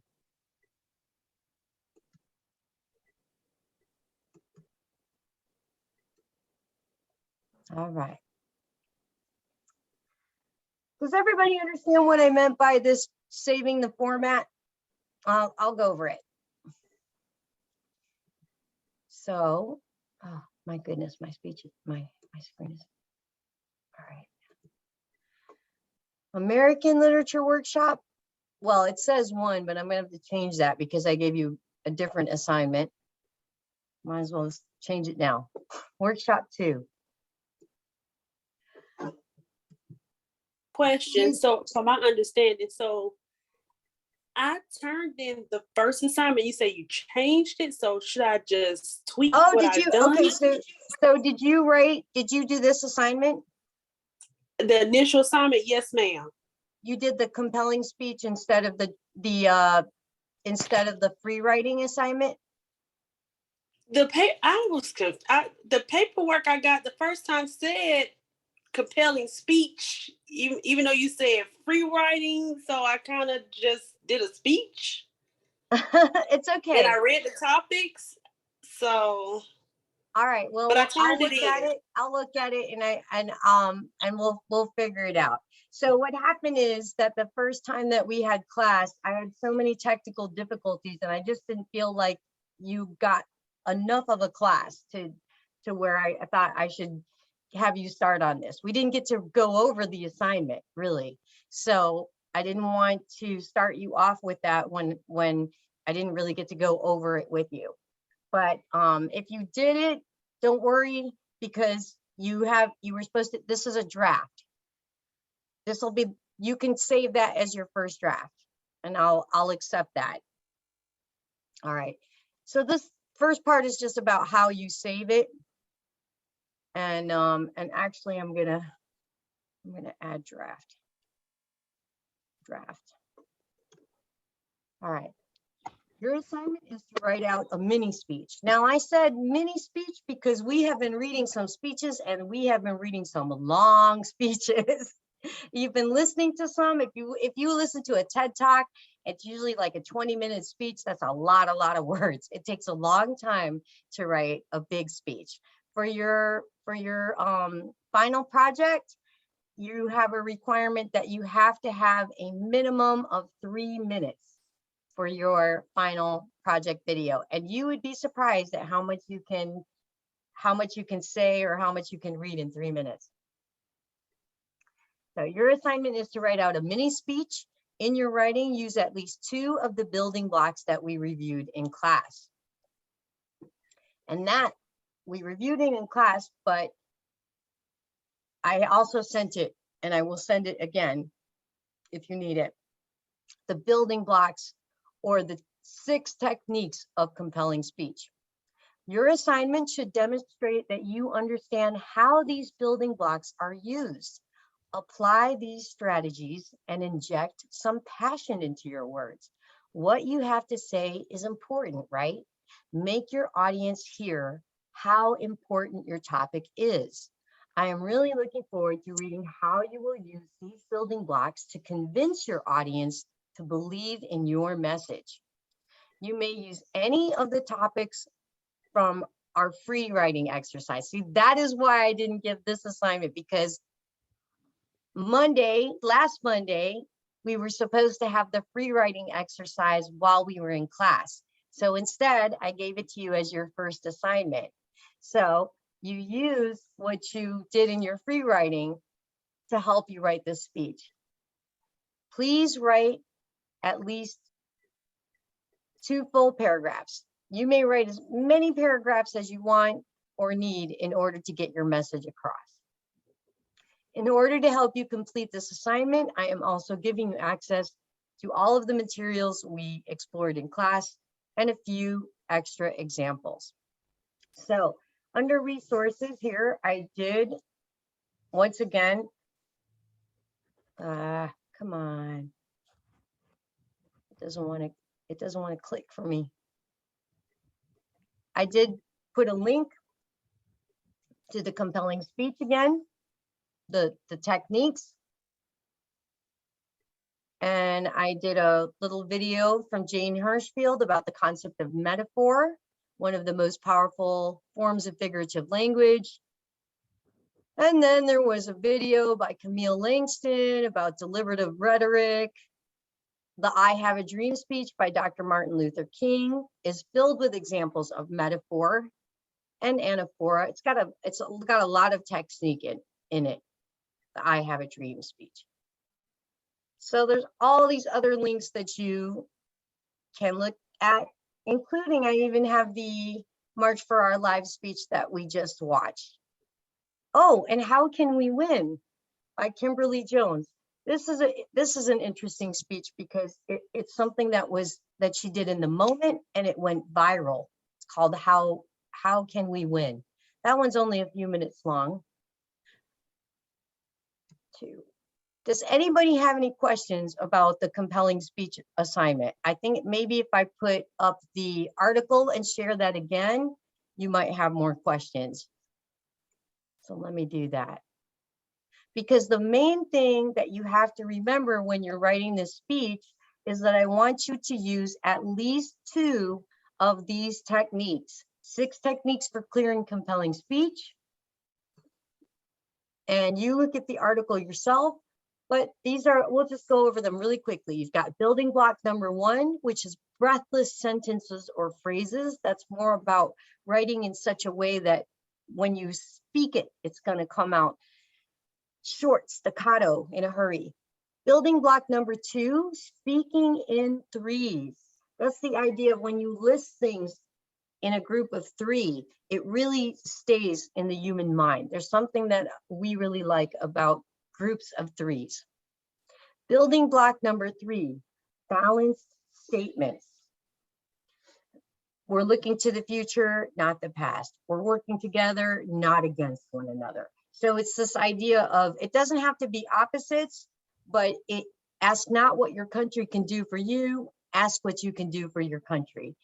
And I will share with you a poem from last term where someone has really great balanced statements. Building block number 4, metaphor. And I showed you that I have a little video link in the instructions so that you can review what a metaphor is if you don't know. We'll be looking at them a lot when we move on to poetry. Building block number 5, exaggeration, otherwise known as hyperbole. We recently had a president that liked to exaggerate all the time. So I think everybody knows what exaggeration is. And then building block number 6 is rhyming. So what you need to do is you need to draft a speech, and you have to use at least 2 of the techniques in the speech. Does anybody have any questions? Okay, I have one. So when you say in the speech, because I kind of did mine, but of course I'll go back and tweak it. Should it be throughout the entire speech, but here and there? Oh yeah, right. I hear what you're saying. Like if I use rhyming, do I have to rhyme the whole speech? No. And that's why it helps when you watch and you listen to speeches. By the end of this class, you're going to be able to, when you're hearing a speech, watching a speech, you'll be able to like, oh, they're using that technique. They're saying things in a group of 3, or they made a little rhyme, you know, and you'll see it. So no, it does not have to be throughout the entire speech, but you definitely want it to be noticed. Does that answer your question? Yes, ma'am. Excellent. All right. Does anybody? I have a question. Yes. I have a question. Okay, so with this assignment, we will have to do a speech like a presentation, like. Okay. I'm glad that you asked. So first of all, no, you will not have to. You only will have to do your presentation for the very end, and you're going to do it on a video that you make yourself. What you're doing now is you're doing your draft for a compelling speech, and then you'll do a final version of your compelling speech. But that doesn't mean that you're going to choose to do your compelling speech for your final video project. You will have the option to do poetry. You will have the option to do a autobiographical short story. You will have the option to do a memoir piece. And next class, we're going to go into what is the difference between a memoir, an autobiography, a narrative, and a biography. But we're not there yet. So I'm starting you off with the compelling speech because it goes beautifully right into poetry, because all those 6 techniques are also literary devices that are used in poetry and sometimes in prose. But I hope that answers your question. You're not going to have to deliver the speech. Yeah, go ahead. You changed the compelling speech to do April 6th, correct? That is correct. I changed the due date for the free writing assignment. I changed it to April 6th because we had some students join us. We had some people that, like me, had terrible technology problems last Monday. And I just had too many people asking me for, a little break, and we all could use it. So. Okay, so April 6th before 12 o'clock a.m., correct? So April 6th is the free writing assignment, and most of you already turned in the free writing assignment. So for the draft, for the compelling speech draft, your first draft, I would love it if you all had it to me by Sunday, but I know some of you are going to turn it in on Monday. So I'm going to make that one due next Monday. That's what I was talking about, the compelling. Yes, the compelling speech, your first draft of your compelling speech, I'm going to have that due next Monday before class. Okay, question. Okay, thank you. And wait, Go ahead, sorry. Yes. Okay, Question? okay. So with the free writing, I just wanted to know if you got my assignment. I sent it. It did upload. Oh, okay. It did upload? Yes. Okay, if it uploaded and you sent it, I'm sure that I have it. I did receive a whole bunch of them. So, Okay. and I haven't had a chance to grade them yet. Okay, no problem. Thank you. Yes. for the free writing, can I send it to your email because I don't know how to upload it to Orbound? Oh, well, we're gonna fix that right now. Okay, or do I have to? Yeah, unfortunately, I can't grade it unless it's turned in on, I'm not supposed to grade it unless it's turned in on Orban. So if you guys can look, if you see, am I sharing the screen? Probably not. Let me share the screen.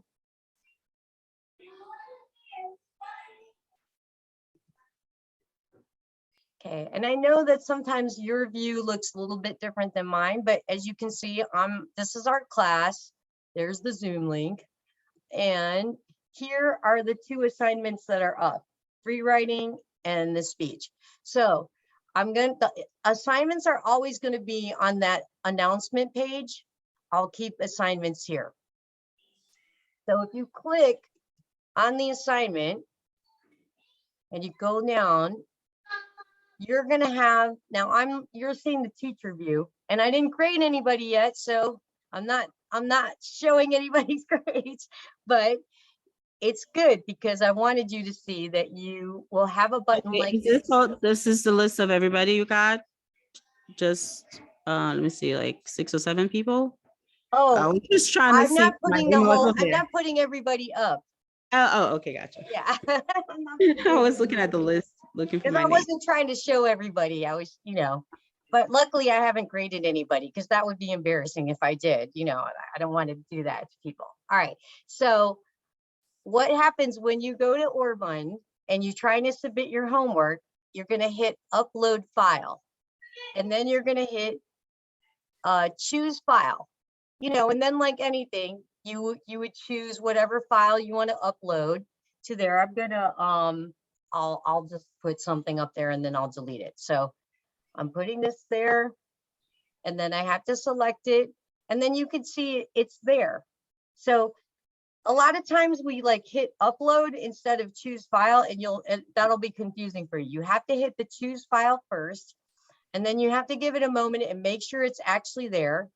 And then you'll hit upload, and then you could see it's uploaded there. Now I'm going to delete it because that's not anything part of your homework assignment. But that is how you turn in your assignment on Orban. And it's clunky. It's a little bit slow. We're probably going to go to a different learning management system because a lot of people have a lot of problems with Orban. But we have Orban right now, and this is the way that you turn in your homework assignment. Okay, thank you. You're welcome. Does anybody have any more questions?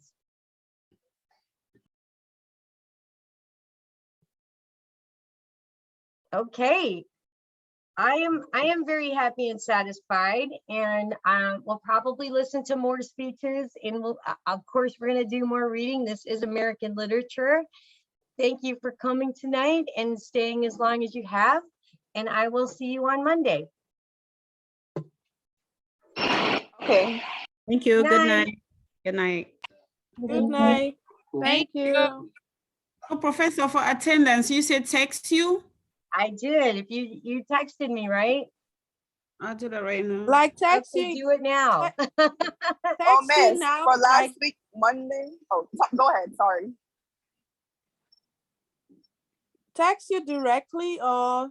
Yes, text me directly, not in the chat. Send it to my telephone number. I'll put it in the chat again if you need to see it. Okay. Miss, for me, Michaela, I was on the call last week Monday, but I wasn't in the Zoom call. I was joined by the phone. So And I me, didn't text I was, you. yeah, I didn't text you and I was there. Yeah, I didn't text you because I wasn't in the Zoom call. I joined by a number. It gave me a number to join by. So I don't know if you saw me that I was in the call. Okay. To give me my attendance or not. Well, did you email me did you get an email from me? Because everybody that texted me for attendance, I sent an email to. I got an email telling me to join the Zoom call, but I couldn't join because I didn't have Zoom on my phone. So they told me to join by call, and I dialed in the number. Oh. So I couldn't see anything. I heard you talking, but I couldn't. There was no screen for me to see. You was talking by phone.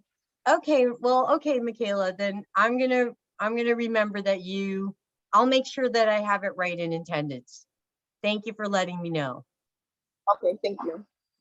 Okay, and then I put my phone number in the chat again for whoever needs to text me. Okay. Okay. All right, ladies. This was bye. good. I'll see you next Monday. Text me if you have any questions. Okay. Okay. Good night. Good night.